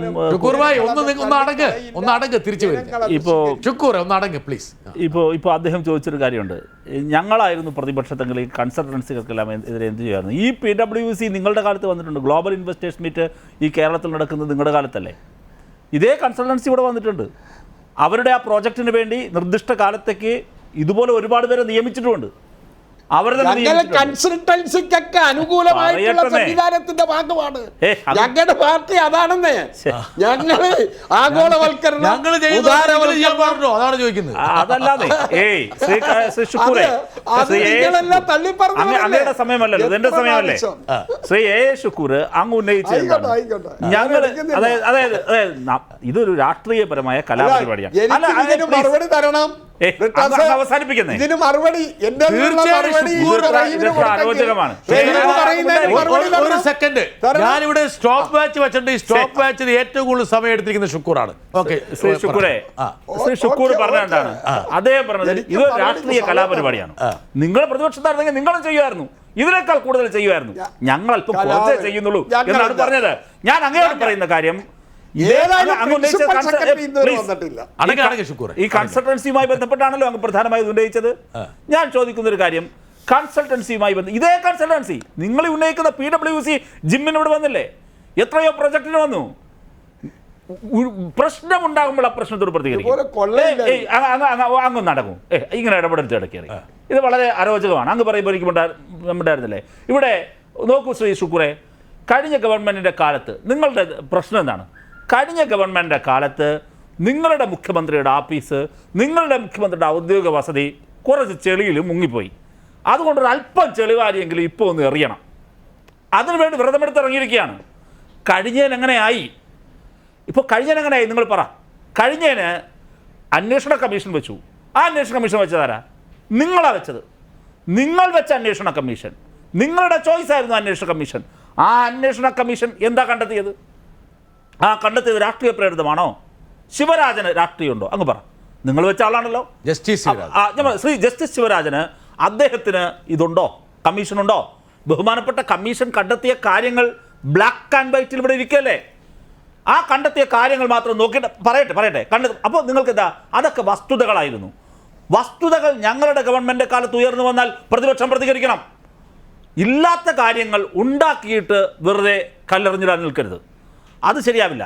അതിനെ ശക്തമായി പ്രതിരോധിക്കും. അവിടെയാണ് നിങ്ങൾക്ക് ഒന്നും പറയാനില്ലാതെ വരുമ്പോൾ നിങ്ങൾക്ക് ആരോപണം ഉന്നയിക്കാനുള്ള വിഭവങ്ങൾ മാധ്യമ ഫാക്ടറികൾ ഉണ്ടാക്കി തരുന്നു. അതാണ് ഞാൻ പറഞ്ഞത്. നിങ്ങളുടെ പണി യഥാർത്ഥത്തിൽ എടുക്കുന്നത് നിങ്ങൾ അതിൻ്റെ ആ ഉണ്ടാക്കി തരുന്നതിൻ്റെ നോക്കുകൂലിയാണ് പിന്നെ ഏറ്റുവാങ്ങുന്നത്. അതിനാണ് ഇവിടെ ഒരു ഉപജാപക സംഘം പ്രവർത്തിക്കുന്നത്. ഇതൊക്കെ വളരെ പ്രസക്തമായ കാര്യമാണ്. അപ്പോൾ രാഷ്ട്രീയം നിങ്ങൾ പറയുമ്പോൾ നിങ്ങളുടെ രാഷ്ട്രീയത്തിലെ ഇത്തരം ഉപജാപക സംഘങ്ങളെയും അവിശ്വാസ സംഘങ്ങളെയും ഞങ്ങൾ ചൂണ്ടിക്കാണിക്കും. ഇവിടെ ശ്രീ ജയസൂര്യൻ ചൂണ്ടിക്കാണിച്ച ഒന്ന് രണ്ട് കാര്യങ്ങൾ മറുപടി പറയേണ്ടതുണ്ട്. നോക്കൂ, എത്ര സമർത്ഥമായിട്ടാണ് രണ്ടുപേരും പറയുന്നത്. സെക്രട്ടേറിയറ്റിനകത്ത് ഒരു ഓഫീസ് ഉണ്ടാക്കി കൊടുത്തു. ജയസൂര്യൻ്റെ ഒരു പരാമർശമാണ്. വ്യാജ വാർത്തകൾ സൃഷ്ടിച്ച ഇപ്പോഴും അതിൽ തന്നെ നിൽക്കുകയല്ലേ? സെക്രട്ടേറിയറ്റിനകത്താണ് അവരുടെ ഓഫീസ്. അവരുടെ ഓഫീസ് സെക്രട്ടേറിയറ്റിലേ അല്ല. അവർ ഈ PWCയുടെയും വിഷൻ ടെക്കിൻ്റെയും സ്റ്റാഫായി ജോലി ചെയ്ത അവരിരുന്ന സ്ഥലം സെക്രട്ടേറിയറ്റിലേ അല്ല. ഇപ്പോഴും ആ കളവിൽ ആവർത്തിച്ച് നിൽക്കുകയാണ്. 10ാം ക്ലാസ്സുകാരിക്ക് ചീഫ് സെക്രട്ടറിയേക്കാൾ ശമ്പളം കൊടുത്തു. ഞാൻ ചോദിക്കുന്നു, ഇതേ 10ാം ക്ലാസ്സുകാരി എയർ ഇന്ത്യ സ്റ്റാറ്റിൽ ജോലി ചെയ്തില്ലേ? എങ്ങനെയാ എയർ ഇന്ത്യ സ്ഥാപനത്തിൽ കേന്ദ്ര സർക്കാരിൻ്റെ കീഴിലുള്ള എയർ ഇന്ത്യയിൽ ജോലി ചെയ്തു എന്ന് ഇതുവരെ ഒരു അന്വേഷണം എന്തേ നിങ്ങൾ പ്രഖ്യാപിക്കാത്തത്? അപ്പോൾ 10ാം ക്ലാസ്സുകാരി കയറിയതിനെ കുറിച്ചല്ല നിങ്ങളുടെ പ്രശ്നം. പിന്നെ ഇത് അറ്റാഷയിലേക്ക് ഇങ്ങനെ എത്തിക്കാൻ വേണ്ടി ആരോ ശ്രമിക്കുന്നു എന്നാണ് ഞാൻ ചോദിക്കുന്നു. ആരുടെ പേരിൽ വന്ന കൺസൈൻമെൻ്റാണ്? അങ്ങ് പറയും. ആരുടെ പേരിൽ വന്നതാണ്? ഇത് അറ്റാഷയ്ക്ക് നേരെ പോകണമെന്നൊന്നും ഞങ്ങൾക്ക് നിർബന്ധമില്ല. അറ്റാഷയെ ചോദ്യം ചെയ്യേണ്ടതുണ്ട് എന്ന് ആവശ്യപ്പെടുന്നത് കസ്റ്റംസ് അല്ലേ? അറ്റാഷെ ഇതിൽ പ്രധാനപ്പെട്ട കാര്യമാണ് എന്ന് പറയുന്നത് NIA അല്ലേ? പക്ഷേ നിങ്ങളുടെ വിദേശകാര്യ സഹമന്ത്രി പറയുന്നു ഇവർക്ക് ഇതുമായിട്ടൊന്നും ബന്ധമില്ലാന്ന്. അവിടെയാണ് വൈരുദ്ധ്യം വരുന്നത്. ഇത് ഡിപ്ലോമാറ്റിക് ബാഗേജ് ആണോ അല്ലയോ? ഡിപ്ലോമാറ്റിക് ബാഗേജ് ആണെന്ന് NIA, അല്ലെന്ന് നിങ്ങളുടെ കേന്ദ്ര സഹമന്ത്രി. ആ കേന്ദ്ര സഹമന്ത്രിക്ക് എന്താണ് ഇതിൽ മറയ്ക്കാനുള്ളത്? അത് സ്വാഭാവികമായ ചോദ്യമല്ലേ? ആ ചോദ്യം ഉയരുമ്പോൾ എന്തിനാണ് നിങ്ങൾ ഭയപ്പെടുന്നത്? അപ്പോൾ ഇവിടെ ഭയപ്പെടാനുള്ളത് ഞങ്ങൾക്കല്ല. ഇനി വേറൊരു കാര്യം, പൊളിറ്റിക്കലി വന്നാൽ നിങ്ങളിതിനെ രാഷ്ട്രീയമായി എടുക്കുന്നുവെന്ന് വിചാരിക്കുക. ശ്രീ ജയസൂര്യൻ, ഇത് യഥാർത്ഥത്തിൽ തീവ്രവാദ സ്വഭാവമുള്ള പ്രശ്നങ്ങളിലേക്ക് പോകുന്നു. അതുകൊണ്ടാണല്ലോ NIA വന്നത്, UAPA വന്നത്. ഞങ്ങൾ ചോദിക്കുന്നു, ഇത് ആർക്ക് പോയി? ഏത് സംഘടനയാണ് ഇതിൻ്റെ ആനുകൂല്യം പറ്റിയത് എന്നതിനെക്കുറിച്ച് എന്തുകൊണ്ടാണ് നിങ്ങൾക്കൊരു സ്റ്റേറ്റ്മെൻ്റ് ഇല്ലാത്തത്? നിങ്ങൾക്ക് സ്റ്റേറ്റ്മെൻ്റ് ഉള്ളതെല്ലാം നേരെ തിരിച്ച് മുഖ്യമന്ത്രിക്കെതിരായിട്ടാണ്. നിങ്ങളുടെ ആ ഒറ്റ ലക്ഷ്യമേ ഉള്ളൂ, കേരളത്തിലെ ഇടതുപക്ഷ ഗവൺമെൻറ്റിനെ നിങ്ങൾക്ക് അട്ടിമറിക്കണം. ഇതേ ലക്ഷ്യമാണ് ശ്രീ രമേശ് ചെന്നിത്തലയ്ക്കുള്ളത്. ശത്രുവിൻ്റെ ശത്രു മിത്രം, നിങ്ങൾ രണ്ടിലും കൂടി ഒരുമിച്ച്. അവിടെ ഒന്ന് പോസ്റ്റ് ഇട്ട് എനിക്ക് ഒരുപക്ഷെ ഞാൻ നേരത്തെ ചോദിക്കുകയും അഡ്വക്കേറ്റ് അജയകുമാറിൻ്റെ ഒരു ശ്രദ്ധ ആവശ്യപ്പെടുന്ന ഒരു കാര്യമുണ്ട്. അതായത് ഈ കേസിൽ എപ്പോഴും പരാമർശിക്കപ്പെട്ടു പോകുന്നത് UAE കോൺസുലേറ്റാണ്. ഇപ്പം അതായത് പിന്നെ NIAയുടെ അഫിഡവിറ്റ് ആണെങ്കിലും കസ്റ്റംസിൻ്റെ അഫിഡവിറ്റ് ആണെങ്കിലും കേസിലെ വാദങ്ങളാണെങ്കിലും ഈ പറഞ്ഞ വിധിന്യായങ്ങളിലാണെങ്കിലും പരാമർശിച്ചു പോകുന്നൊരു സ്ഥാപനം UAE കോൺസുലേറ്റാണ്. ഇവരുടെ മൊഴികളിലും പരാമർശിച്ചു പോകുന്നതാണ്. അത് മാത്രമല്ല ഒരു ടാഞ്ചിബിൾ എവിഡൻസ് എന്ന് പറഞ്ഞ സാധനം, ടാഞ്ചിബിൾ എവിഡൻസ് വളരെ പ്രധാനമാണ്. ടാഞ്ചിബിൾ എവിഡൻസ് എന്താണ്? ഇപ്പോൾ ഉദാഹരണം പറഞ്ഞാൽ ഇവിടെ ആൾക്കാർ ഏറ്റവും കൂടുതൽ ടാർണിഷ് ചെയ്യുന്നൊരു സംഭവം കോൾ ലിസ്റ്റ് വെച്ചിട്ടാണ്. ആരെ വിളിച്ചു, താങ്കൾക്കറിയാവുന്നത് ആരെ വിളിച്ചു എന്നുള്ളതാണ്. ഒരാളെ പ്രതിയാക്കണമെങ്കിൽ ആരെ വിളിച്ചു എന്ന് ചോദിച്ചാൽ എന്തിനു വിളിച്ചു, ആര് വിളിച്ചു, റിട്ടേൺ കോൾ ആണെന്നൊക്കെ. അപ്പോൾ ഇത് വിളിച്ചതിനൊക്കെ പ്രസക്തി ഉണ്ടെന്നുള്ള കാര്യം തർക്കമില്ല. പക്ഷേ ആ ഒരു മാനദണ്ഡം ഇവിടെ അവലംബിക്കുകയാണെങ്കിൽ, ഈ പറഞ്ഞ UAE കോൺസുലേറ്റിൻ്റെ കാര്യത്തിലും അറ്റാച്ചയുടെ കാര്യത്തിലും അവലംബിക്കുകയാണെങ്കിൽ എത്ര കോളുകളാണ് പോയത്, അത് വേറെ ദിവസങ്ങളല്ല, നിർണായകമായ ദിവസങ്ങളിൽ. ഞാൻ ഈ പറയുന്നത് വെച്ചാൽ ഈ ബാഗ് വന്ന് കസ്റ്റംസ് തടഞ്ഞു വെച്ച് ഈ ബാഗ് പിടിക്കപ്പെടുന്നവരെയുള്ള അറ്റാച്ചയുടെ കോൾ ലിസ്റ്റ്, ഇതിപ്പോൾ പ്രേക്ഷകർക്ക് കാണാൻ വേണ്ടി കൂടെ കൊടുക്കുന്നത്, നോക്കുക എത്ര കോളുകളാണെന്ന് നോക്കുക, ഇത്രയും കോളുകൾ. ഇനി ഇത് മാത്രമല്ല, കേന്ദ്ര വിദേശകാര്യ വക്താവ് അനുരാഗ് ശ്രീവാസ്തവ നോക്കുക, സ്വപ്നയ്ക്ക് 6 ഫോണുകളും 2 ലാപ്ടോപ്പുകളും. അഡ്വക്കേറ്റ് അജയകുമാറിന് എത്ര ഫോണുണ്ട്? എനിക്ക് പറഞ്ഞ ഒറ്റ ഫോണുള്ളൂ. ഇവിടെ 6 ഫോണാണ്. ശ്രദ്ധിക്കണം. നിങ്ങൾ നമ്മളൊക്കെ വലിയ വൻ പരാജയങ്ങളാണെന്ന് മനസ്സിലാക്കി. അറ്റാഷയ്ക്ക് 2 ഫോണുകൾ, ഇതാണ് ഇവിടെ പറഞ്ഞിരിക്കുന്നത്. അടുത്തത്, ഇനി എത്ര കോളുകൾ നോക്കുക. ജൂൺ 30 മുതൽ ജൂലൈ 22 വരെ 112 വിളികൾ. ജൂലൈ 3 മാത്രം ജൂലൈ 2 ജൂലൈ 3 മാത്രം 22 തവണ, ജൂലൈ 5 8 തവണ. ഓക്കെ, ഇതൊക്കെയാണ് ഏറെക്കുറെ. ഇനി ഇത്രയും കോളുകൾ പോവുകയും ഇത്രയും രേഖകൾ പരാമർശിക്കപ്പെടുകയും ഇത്രയും കോടതി വ്യവഹാരങ്ങളിൽ വിശദമായിട്ട് റെഫർ ചെയ്യപ്പെടുകയും ചെയ്ത ഈ സ്ഥാപനങ്ങളൊന്നും ചോദ്യം ചെയ്യലിനോ പരിശോധനയ്ക്കോ വിധേയരാകരുതെന്ന് പറഞ്ഞാൽ അഡ്വക്കേറ്റ് അജയകുമാർ, ഈ അന്വേഷണം എങ്ങോട്ടാണ് പോകണം? തെക്കോട്ടെടുക്കുന്നു പോകണം. അങ്ങനെ പദപ്രയോഗം ഇല്ലേ? അതായത് ഈ നമ്മുടെ 1961 കൺവെൻഷൻ, അതാണ് ഈ ഡിപ്ലോമാറ്റിക് റിലേഷൻഷിപ്പിലുള്ള കൺവെൻഷൻ. അതിൽ ആർട്ടിക്കിൾ 31 പറയുന്നത് ഒരു ഡിപ്ലോമാറ്റിക് എൻവോയ്, അതായത് ഈ ഡിപ്ലോമാറ്റിക് സ്റ്റാറ്റസ് ഉള്ള ഒരാൾ സെൻഡിങ് സ്റ്റേറ്റിൽ നിന്ന് റിസീവിങ് സ്റ്റേറ്റിലേക്ക് വന്നാൽ, റിസീവിങ് സ്റ്റേറ്റിൽ അയാൾ എന്തെങ്കിലും ക്രൈമിൽ ഇൻവോൾവ് ആയാൽ സെൻഡിങ് സ്റ്റേറ്റ്സിൻ്റെ പെർമിഷൻ ഇല്ലാതെ, ആ ഫ്രണ്ട്ലി സ്റ്റേറ്റിൻ്റെ പെർമിഷൻ ഇല്ലാതെ അദ്ദേഹത്തിനെ അറസ്റ്റ് ചെയ്യുകയോ പ്രോസിക്യൂട്ട് ചെയ്യാനോ പാടില്ല. അയാളെ അനഭിമതനായി കണ്ടെത്തി വേണമെങ്കിൽ തിരിച്ച് അയക്കാനുള്ള സ്വാതന്ത്ര്യം ഈ റിസീവിങ് സ്റ്റേറ്റിനുണ്ട്. ഈ ഒരു ബാരിയർ ഈ അന്വേഷണത്തിൽ കാര്യമായി ഉണ്ടാകും എന്നുള്ളതിന് സംശയമില്ല. പക്ഷേ അദ്ദേഹത്തിന് കിട്ടുന്ന പ്രൊട്ടക്ഷൻ ബാക്കി പ്രതികൾക്ക് കിട്ടില്ല. അല്ല, ഒറ്റ പോസ്റ്റ് ചെയ്യണം. അതായത് അറ്റാഷയ്ക്ക് കുറിച്ച് സംശയമില്ല എന്ന് വലിയ അധികാരപത്രത്തിരിക്കുന്ന ഒരാൾ പറഞ്ഞു കഴിഞ്ഞാൽ അതിൻ്റെ പ്രത്യാഘാതങ്ങൾ എത്രയുണ്ട് അഡ്വക്കേറ്റ് അജയകുമാർ? അതൊന്നും അദ്ദേഹം പറഞ്ഞു കഴിഞ്ഞാൽ അത് വസ്തുതാവിരുദ്ധമാണെന്നുണ്ടെങ്കിൽ അത് തള്ളിക്കളയല്ലേ ഉള്ളൂ. നമ്മൾ ഈ കേസിൽ ഏറ്റവും കൂടുതൽ NIA ഞാൻ ബഹുമാനിക്കുന്നത്, ഇന്ന് വരെ അന്വേഷണത്തിൻ്റെ ഒരു ഗതിയെക്കുറിച്ചും ഒരു ഔദ്യോഗികമായ വേർഷൻസും പബ്ലിഷ് ചെയ്യാത്ത ഒരു അന്വേഷണ ഏജൻസി എന്നുള്ള രീതിയിലാണ് അവരന്വേഷിക്കുന്നു. അവർ ഈ പലരും ഭാവനയ്ക്കനുസരിച്ച് കഥയുണ്ടാക്കുന്നതിന് അവരെ കുറ്റം പറയാൻ ഇന്ന് വരെ NIA ഔദ്യോഗികമായി ഇന്നാരെല്ലാം പ്രതി, ഇന്നാരാർക്കൊന്നും ഒന്നുമില്ല, ഇല്ലെങ്കിൽ ഇന്നാർക്ക് സംശുദ്ധ ബന്ധം, ഇന്നാർക്ക് അവിശുദ്ധ ബന്ധം, ഇതൊന്നും പറഞ്ഞിട്ടില്ല. പിന്നെ ഇതെല്ലാം പബ്ലിഷ് ചെയ്യുന്നതിനുള്ള സ്വാതന്ത്ര്യം പറയുമ്പോൾ നമ്മൾ പിറകോട്ട് പോകണം. താങ്കൾ അറ്റാഷയെ കുറിച്ച് പറഞ്ഞ് സൂചിപ്പിച്ചു, അതിനെക്കുറിച്ചൊന്നും പൂർത്തിയാക്കിയിട്ടില്ല. അതായത് അറ്റാഷെ ഇതിൻ്റെ അകത്ത് കാര്യമായ പങ്ക് വഹിച്ച ഒരാളാണെന്നുള്ള കാര്യം ഈ പകൽ വെളിച്ചം പോലെ വ്യക്തമാണ്. അദ്ദേഹത്തിന് ഇനി കാര്യമായ റോൾ ഇല്ലാതിരിക്കാൻ പറ്റില്ല. പക്ഷേ നമുക്കെല്ലാം തന്നെ അദ്ദേഹത്തെയും അദ്ദേഹത്തിൻ്റെ രാജ്യം ഇൻവോൾവ് ചെയ്യുന്നതിനെയും കുറിച്ച് ഒരുപാട് കാര്യങ്ങൾ ഒരു ഫ്രണ്ട്ലി റിലേഷൻ സ്റ്റേറ്റിനെതിരെ പറയാൻ നമ്മുടെ പീനൽ കോഡ് പോലും നമ്മളെ തടസ്സം ചെയ്യുന്നുണ്ട്. അത് ശിക്ഷാർഹമായൊരു വകുപ്പാണ്. ഫ്രണ്ട്ലി സ്റ്റേറ്റുമായിട്ടുള്ള റിലേഷൻഷിപ്പിനെ തകർക്കത്തക്ക രീതിയിൽ ഇന്ത്യയിലെ ഒരു പൗരൻ ഒരു പബ്ലിക് സ്റ്റേറ്റ്മെൻറ്റ് നടത്താൻ പാടില്ല എന്നുള്ള വകുപ്പ്, അത് ഹെയ്റ്റ് സ്പീച്ചിൻ്റെ കൂട്ടത്തിൽ എൻലിസ്റ്റ് ചെയ്തിരിക്കുന്ന ഒരു വകുപ്പാണ്. അങ്ങനെ ഇരിക്കുമ്പോൾ ആ സ്റ്റേറ്റിൻ്റെ കൂടെ സഹകരണമില്ലാതെ ഈ അറ്റാഷെ ഇതിൻ്റെ അകത്ത് ഇപ്പം തന്നെ ഇത്രയും ആക്റ്റീവായിട്ട് പാർട്ടിസിപ്പേറ്റ് ചെയ്തു എന്നുള്ളതിൻ്റെ പ്രാഥമിക തെളിവുകൾ നമുക്ക് നയിക്കുമ്പോൾ കിട്ടില്ല. ആ സ്റ്റേറ്റിലെ ഒരു പൗരനെ, പ്രത്യേകിച്ച് ഒരു ഡിപ്ലോമാറ്റിക് എൻവോയെ ഇവിടെ പ്രോസിക്യൂഷനെ വിട്ടുതരും എന്ന് എനിക്ക് യാതൊരു വിധമായ പ്രതീക്ഷയും ഇല്ല. അതൊക്കെ നമ്മുടെ വിദേശകാര്യ വകുപ്പ് അതിൻ്റെ രീതിയിൽ UAE-യുമായിട്ട് ഇടപെട്ടാൽ മാത്രമേ ഈ കേസിൻ്റെ ഉപോത്ബലകമായ പല തെളിവുകൾ പോലും ഇനി കിട്ടുകയുള്ളൂ എന്നുള്ളതും ഒരു വസ്തുതയാണ്. ഇപ്പോൾ NIA പോയി അവിടുന്ന് പ്രാഥമികമായ കാര്യങ്ങൾ ശേഖരിച്ച് വരുന്നു എന്നാണ് നമ്മൾ മനസ്സിലാക്കുന്നത്. പക്ഷേ ഇതിലെ പ്രധാന പ്രതിയായി അവിടെ കാണുന്ന ഫൈസൽ ഫരീദ് ഇപ്പോഴും UAE തന്നെ നിൽക്കുകയാണ്. ഇനി അദ്ദേഹത്തിനെ കൊണ്ടുവരണമെങ്കിൽ തന്നെ 99 നമ്മളെയും UAE-യുടെയും ട്രീറ്റി അനുസരിച്ച് എന്തെല്ലാം കടമ്പകൾ കടന്നാൽ അദ്ദേഹത്തെ ഇങ്ങോട്ട് നമുക്ക് കിട്ടും പ്രോസിക്യൂട്ട് ചെയ്യാൻ. നമ്മൾ 99 UAE-യുമായിട്ട് എക്സ്ട്രഡീഷന് ട്രീറ്റി വെച്ചിട്ടുണ്ട്. 2000 അത് കംപ്ലീറ്റ് ചെയ്ത് നമ്മൾ ഡോക്യുമെൻ്റ് ചെയ്തിട്ടുണ്ട്. അതനുസരിച്ച് നമുക്ക് ആ പ്രൊസീജിയറെല്ലാം കടന്നതിന് ശേഷമേ കിട്ടുകയുള്ളൂ. പക്ഷേ ഇന്ത്യൻ പൗരൻ ഇന്ത്യൻ പാസ്പോർട്ടിൽ നിൽക്കുന്നവരെ UAE-ക്ക് താല്പര്യമുണ്ടെങ്കിൽ അപ്പോൾ അവിടുന്ന് എക്സിറ്റ് പാസിൽ കയറ്റിവിടാം. ഒരുപാട് അംബിഗിറ്റിനകത്ത് ഉണ്ട്. അന്വേഷണ പരിമിതികളുണ്ട്. അല്ല, എനിക്കൊരു സംശയം, ഫൈസൽ ഫരീദിനെ അവിടെ നിന്ന് ക്വിറ്റ് ചെയ്യാൻ അവർക്ക് അധികാരമല്ലേ? തീർച്ചയായിട്ടും ഉണ്ട്.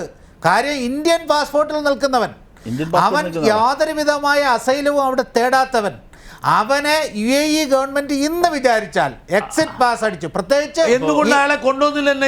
അല്ല, പ്രത്യേകിച്ച് ഇന്ത്യ ഗവൺമെന്റ് അയാളുടെ പാസ്പോർട്ട് ക്യാൻസൽ ചെയ്തു. ഇന്ത്യ ഗവൺമെന്റ് അയാളുടെ പാസ്പോർട്ട് ക്യാൻസൽ ചെയ്താൽ ഈ പാസ്പോർട്ടിൽ അടിച്ചിരിക്കുന്ന വിസ ഓട്ടോമാറ്റിക്കായിട്ട് ക്യാൻസലാവും. അവിടുത്തെ തെളിവ് കേസിൽ എന്തെങ്കിലും അയാളെ ഇൻവോൾവ് ചെയ്യാതെ അയാളെ അവിടെ സൂക്ഷിക്കാൻ പോലും UAE ഇന്റർനാഷണൽ നിയമങ്ങൾ അനുസരിച്ച് ചെയ്യാൻ പാടില്ല. വളരെ വ്യക്തമായ ജയസൂര്യ കേട്ടോ. അതായത് അഡ്വക്കേറ്റ് അജയ്കുമാറിന് പ്രത്യേകിച്ച് ഇതിനകത്ത് യാതൊരുവിധ ഇൻവെർട്ടർ കോമ രാഷ്ട്രീയ താല്പര്യങ്ങളോ രാഷ്ട്രീയ വ്യാമോഹങ്ങളോ ഇല്ല. അദ്ദേഹം വസ്തുത പറഞ്ഞു. അതായത് ഞാൻ ഓൺ ദ ടേബിൾ അറ്റാഷേ കോൺസുലേറ്റീവ് ഇല്ലാത്ത ഒരു അന്വേഷണത്തെ കുറിച്ച് നമുക്ക് ചിന്തിക്കാൻ പറ്റില്ല. പറഞ്ഞോട്ടെ, പറഞ്ഞു ബ്രിട്ടാസ്, ഞാൻ പറഞ്ഞോട്ടെ. അതായത് ഞാനിപ്പോൾ ചിന്തിക്കുകയായിരുന്നു, ഈ അഡ്വക്കേറ്റ് അജയ്കുമാർ സംസാരിച്ച പോയിന്റ്സ് ഞാനാണ് പറഞ്ഞിരുന്നതെങ്കിൽ ഈ സ്വീകാര്യത ഉണ്ടാകുമോ? എത്ര അറ്റാക്ക് എൻ്റെ നേരെ ഉണ്ടായേനെ? ഇപ്പം അജയ്കുമാർ പറഞ്ഞത് കൊണ്ട് ഞാൻ രക്ഷപ്പെട്ടു. അതായത് അജയ്കുമാർ പറഞ്ഞതിനെ 100% ഞാൻ അംഗീകരിക്കുന്നു. ഞാനും അത് തന്നെയാണ് പറയാൻ ഉദ്ദേശിച്ചത്. അജയ്കുമാർ പറഞ്ഞുകൊണ്ട് എനിക്കിപ്പോൾ പണി എളുപ്പമായി. അപ്പോൾ പല സംരക്ഷണ അതൊന്നുമല്ല, പണി വളരെ എളുപ്പമായി, വളരെ എളുപ്പമായി. അതായത് പകൽ പോലെ വ്യക്തമാണ് അറ്റാഷയുടെ റോൾ എന്നല്ലേ പറഞ്ഞേ? നിങ്ങളുടെ മന്ത്രിനെ കോൺടാക്ട് ചെയ്തേ? അല്ല അല്ല അതല്ല, അറ്റാഷെ എന്തുകൊണ്ട് വിട്ടയച്ചു, അറ്റാഷെ എന്തുകൊണ്ട് ചോദ്യം ചെയ്തില്ല എന്നെല്ലാം പറഞ്ഞിട്ട് എന്ത് വലിയ കോലാഹലമായിരുന്നു. അതിനെല്ലാം അദ്ദേഹം മറുപടി പറഞ്ഞല്ലോ. അപ്പോൾ അതൊരു കാര്യം. അതുപോലെ തന്നെ ഇപ്പോൾ റഹീം പറഞ്ഞ 1-2 കാര്യങ്ങൾക്ക് മറുപടി പറയാതെ എനിക്കും പോകത്തില്ലല്ലോ. ഈ ബാഗ് എങ്ങോട്ട് കൊണ്ടുപോയി എന്നെന്തുകൊണ്ട് അന്വേഷിക്കാത്തതെന്ന് റഹീം ചോദിക്കുന്നു. അത് ബാഗ് എങ്ങോട്ട് കൊണ്ടുപോയി എന്നുള്ളതൊക്കെ വളരെ കൃത്യമായിട്ട് പുറത്തു വരാൻ പോകുന്നതേ ഉള്ളൂ. അന്വേഷണം തീർന്നില്ലല്ലോ, അന്വേഷണം വരും. അപ്പോൾ ബാഗ് എവിടെ പോയി, അതിനകത്ത് എന്തായിരുന്നു, അത് ആർക്കൊക്കെ കൊണ്ട് കൊടുത്തു, എവിടെയൊക്കെ കൊടുത്തു എന്നുള്ളതിനെ കുറിച്ച് കൃത്യമായിട്ട് പുറത്തു വരും. അതുപോലെ കേന്ദ്രമന്ത്രി മുരളീധരൻ അറ്റാഷയെക്കുറിച്ച് അങ്ങനെ പറഞ്ഞു. അതിൻ്റെ മറുപടി ഇപ്പോൾ അജയ്കുമാർ പറഞ്ഞു. എങ്കിലും ഞാൻ ഒന്നുകൂടെ ആവർത്തിക്കുകയാണ്, കേന്ദ്രമന്ത്രി എന്തു പറഞ്ഞാലും അത് കേസിനെ ബാധിക്കുന്ന കാര്യമല്ല. ബാധിക്കുമെന്നൊക്കെ വേണമെങ്കിൽ പറയാൻ പോകുന്നത്. കാരണം അത് ഒരു അന്വേഷണ ഏജൻസി ഒരു കേന്ദ്രമന്ത്രി എന്തിനാ വർത്താനം പറയണേ? അതാ സാധാരണഗതിയിൽ. ഒരു സെക്കൻഡ്, എനിക്കറിയാം താങ്കൾക്ക് പിന്നെ ശ്രീ വി മുരളീധരനെ തള്ളി പറയാൻ പറ്റില്ലെന്ന് എനിക്കറിയാം. താങ്കളെ കൊണ്ട് തള്ളി പറയിപ്പിക്കാൻ എനിക്ക് ഉദ്ദേശിച്ചൊന്നുമല്ല. കേൾക്ക്, താങ്കൾക്ക് പറയാൻ പറ്റില്ല. എനിക്ക് ഒറ്റ കാര്യം, അദ്ദേഹം പറയുന്നത് അന്വേഷണ ഏജൻസിയെ അദ്ദേഹം പറയുന്ന അന്വേഷണ ഏജൻസിയെ സ്വാധീനിക്കില്ലെങ്കിൽ പിന്നെ എന്ത് കുന്തത്തിന് അദ്ദേഹം പറയാൻ പോകുന്നത്? അദ്ദേഹത്തിന് എന്ത് കാര്യം ഇത് പറയാൻ പോകുന്നത്? അല്ല അന്വേഷണ ഏജൻസിയെ ഒരു വിധത്തിലും കേന്ദ്രമന്ത്രി പറഞ്ഞാൽ അത് സ്വാധീനിക്കില്ല. അന്വേഷണ ഏജൻസി ഒരു മന്ത്രിയുടെ ചൊൽപ്പടിക്ക് നിൽക്കുന്നതുമല്ല. എത്രയോ കാര്യങ്ങളിൽ ഈ BJP-ക്കെതിരായിട്ടൊക്കെയുള്ള നിലപാടുകൾ CBI NIA ഒക്കെ എടുത്തിട്ടുണ്ട്. അത് ആ രീതിയിലുള്ള ഒരു ആരോപണം മാത്രമേ. അപ്പോൾ ആ തരത്തിൽ അല്ലല്ല, ഇൻസിഡന്റിന്റെ അല്ല ഞാൻ പറയുന്നത്. കേന്ദ്രമന്ത്രി എന്തെങ്കിലും പറഞ്ഞാൽ ഉടനെ അല്ല, അത് നമ്മുടെ NIA-ക്കെതിരെയുള്ള ഒരു നീക്കമാണ്. കേന്ദ്രമന്ത്രി എന്തെങ്കിലും ഒരു അഭിപ്രായം പറഞ്ഞാൽ ഉടനെ NIA അതനുസരിച്ച് പ്രവർത്തിക്കൂ എന്ന് പറയുന്നത് അത് അജയ്കുമാർ പോലും അംഗീകരിച്ചില്ലല്ലോ. NIA അങ്ങനെ പ്രവർത്തിക്കൂ എന്ന് പറയുന്നത് കേവലം ഒരു ആരോപണം ഞാൻ മാത്രമാണ്. സംസാരിക്കുമ്പോൾ NIA ചോദ്യത്തിന് ആർക്കെതിരെയും വിട്ടിട്ടാണ് പിന്നെ എന്തിനാണ് ഇങ്ങനെ സംസാരിക്കുന്നതാ ചോദിച്ചേ.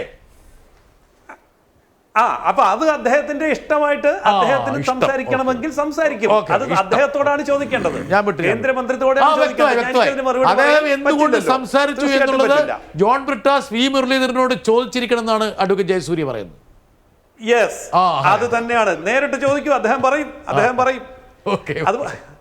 അതുപോലെ തന്നെ ഈ സെക്രട്ടേറിയറ്റിനുള്ളിൽ അവസരം കൊടുത്തു എന്നുള്ള സാങ്കേതികമായിട്ടുള്ള അവിടെയല്ല, ആ മുറിയിലല്ല ഈ മുറിയിലാണ്, ആ കെട്ടിടമല്ല ഈ കെട്ടിടം എന്നൊക്കെ പറഞ്ഞ് തടിതപ്പാൻ നോക്കണ്ട റഹീമെ. ഇതെല്ലാവർക്കും മനസ്സിലായി.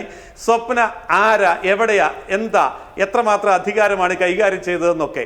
അപ്പോൾ അത്രമാത്രം വൃത്തികെട്ട ഒരവസ്ഥയിലേക്ക് സംസ്ഥാനം പോയിരിക്കുക. ഇന്നിപ്പോൾ എന്താ ജനങ്ങളുടെ സംസാരം എന്നറിയോ?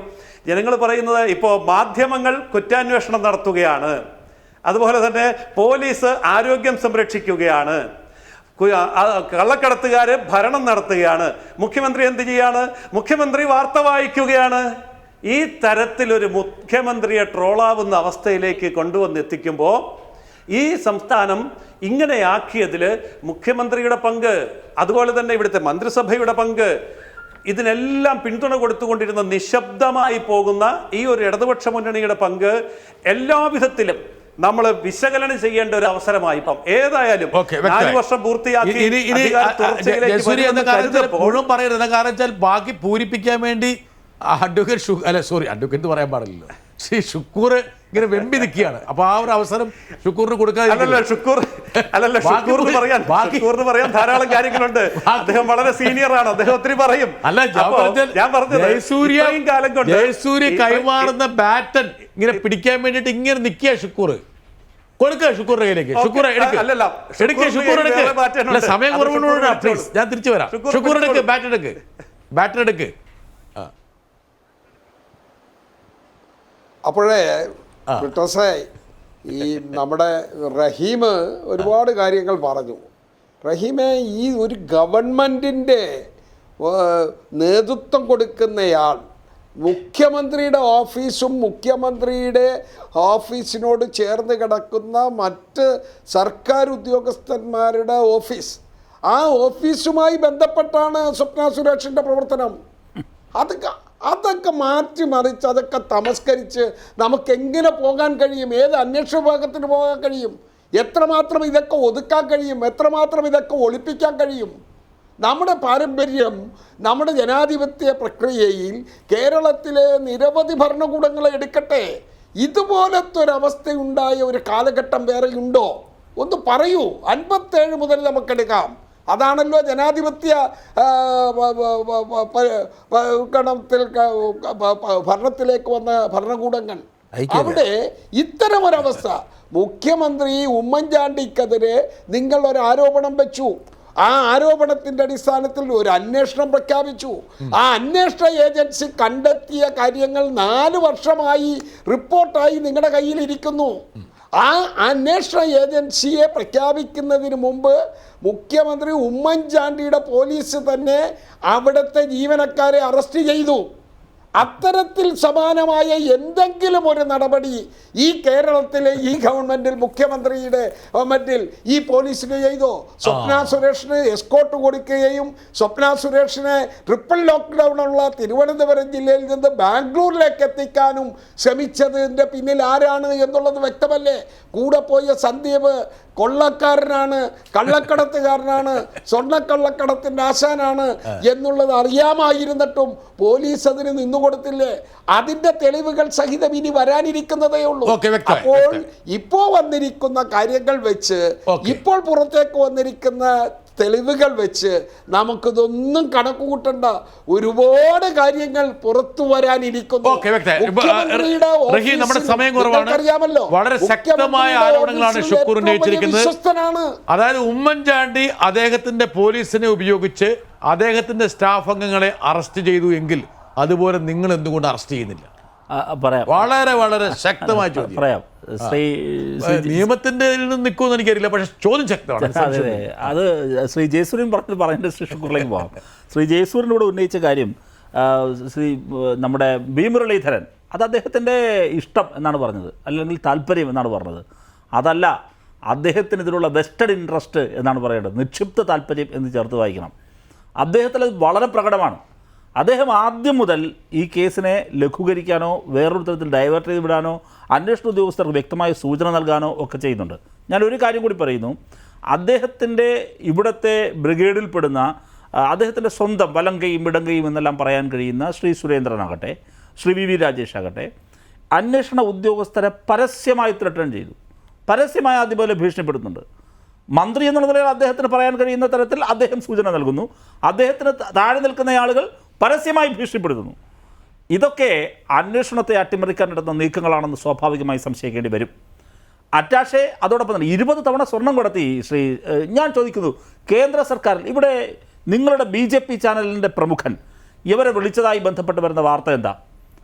അതായത് UAEയും നമ്മുടെ BJPയും തമ്മിലുള്ള ബന്ധത്തിൻ്റെ ഊഷ്മളത വർദ്ധിപ്പിക്കണം. അങ്ങനൊരു PR പണിയാണ് അത്രയും അവരെ ഏൽപ്പിച്ചിരുന്നത്.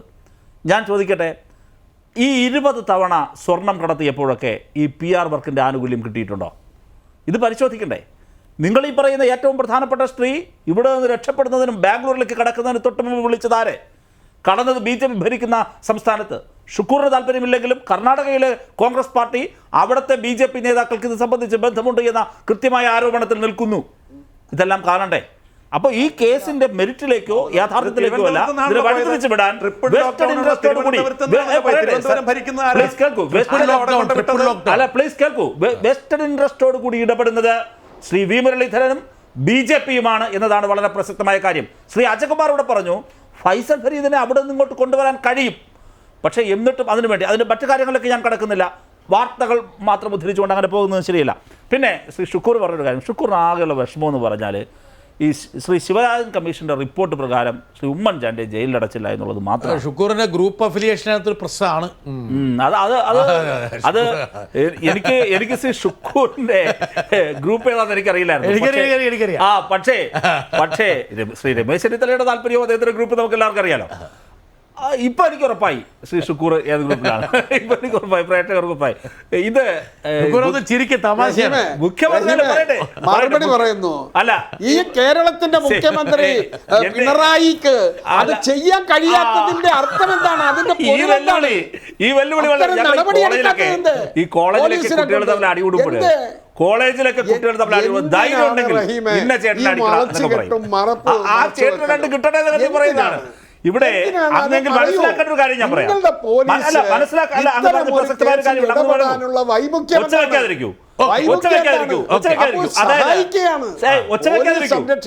പ്ലീസ് കേൾക്കൂ.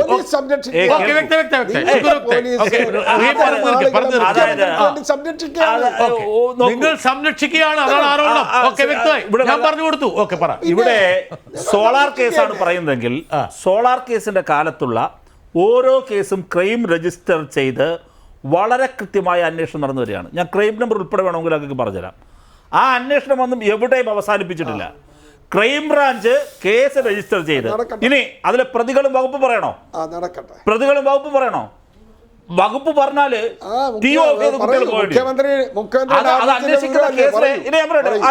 അതിൽ ഒരു കാര്യം മാത്രം പറയാം. അതിലൊന്നിന്റെ പ്ലേസ് ഓഫ് ഒക്കറൻസ് എവിടെയെന്ന് പറയട്ടെ, ക്ലിഫ് ഹൗസ് ആണ്, മുഖ്യമന്ത്രിയുടെ വസതിയാണ്. ആ കേസ് എന്നറിയാമോ? ആ കേസ് അൺനാച്ചുറൽ ഒഫൻസ് ആണ്. പിന്നെ അതിവിടെ അന്വേഷണം നടക്കുന്നുണ്ട്. വെറുതെ എന്നെ കൊണ്ട് ഓരോന്ന് പറയിപ്പിക്കരുത്. എല്ലാ കേസും കൃത്യമായ അന്വേഷണം നടക്കുന്നുണ്ട്. പക്ഷേ ഒരു പ്രത്യേകത ഷുക്കൂറെ, നിങ്ങളുടെ ആഫീസിൽ നിന്ന് ലിസ്റ്റ് കൊടുത്തിട്ട് പ്രതി ചേർക്കുന്നത് പോലെ ഞങ്ങൾ ചെയ്യാറില്ല. പോലീസ് ശേഖരിച്ച് കാര്യങ്ങൾ ചെയ്യും. ഉമ്മൻചാണ്ടിയുടെ വിരോധമുണ്ട്, അതുകൊണ്ട് ശ്രീ പിണറായി വിജയൻ പറയാണ് ഉമ്മൻചാണ്ടി പ്രതി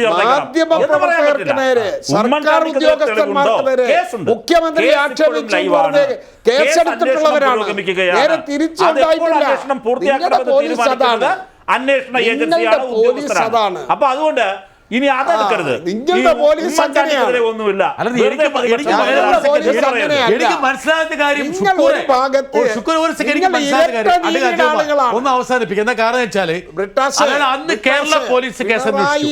വ്യക്തമായി ഷുക്കൂർ പറഞ്ഞെങ്ങനെയാണ് കേരള പോലീസ് കേസ് അന്വേഷിച്ചപ്പോൾ ഉമ്മൻചാണ്ടിയുടെ പോലീസ് ആണെങ്കിൽ പോലും ആൾക്കാർ അറസ്റ്റ് ചെയ്തു. ഇവിടെ ഇപ്പൊ എന്തുകൊണ്ട് ഈ കേരള പോലീസ് അറസ്റ്റ് ചെയ്തില്ല? അടുത്ത അജയകുമാർ ഇതിപ്പോ NIA അറസ്റ്റ് ചെയ്തുകൂടേത്? പ്രശ്നം തീർന്നില്ലേ? അങ്ങനെയല്ല, ഈ അന്നെ ഒരു ഈ UAP ഈ നമ്മുടെ സംസ്ഥാനം സെൻട്രലിനോട് അപേക്ഷിക്കുകയും സെൻട്രൽ NIAയെ ഈ കേസിൻ്റെ അന്വേഷണത്തിന് ചുമതലപ്പെടുത്തുകയും ചെയ്താൽ ആ അന്വേഷണം അവസാനിപ്പിക്കുന്നത് വരെ ഇല്ലെങ്കിൽ നാഷണൽ ഇൻവെസ്റ്റിഗേഷൻ ഏജൻസി ഇങ്ങോട്ട് ആവശ്യപ്പെടുന്നത് വരെ ആ കേസിൽ സംസ്ഥാന ഗവൺമെൻറ്റിന് അന്വേഷിക്കാൻ കഴിയില്ല, അറസ്റ്റ് ചെയ്യാനും പറ്റില്ല. അന്വേഷിക്കാൻ കഴിയാത്തതിൽ എങ്ങനെ ഷുക്കൂറിന് ആരെങ്കിലും ഒന്ന് അറസ്റ്റ് ചെയ്ത് കൊടുക്കുന്നില്ല. NIA വരുന്നതിന് മുമ്പുള്ള NIA അന്വേഷണത്തിലെ വരുന്നതിന് മുമ്പുള്ള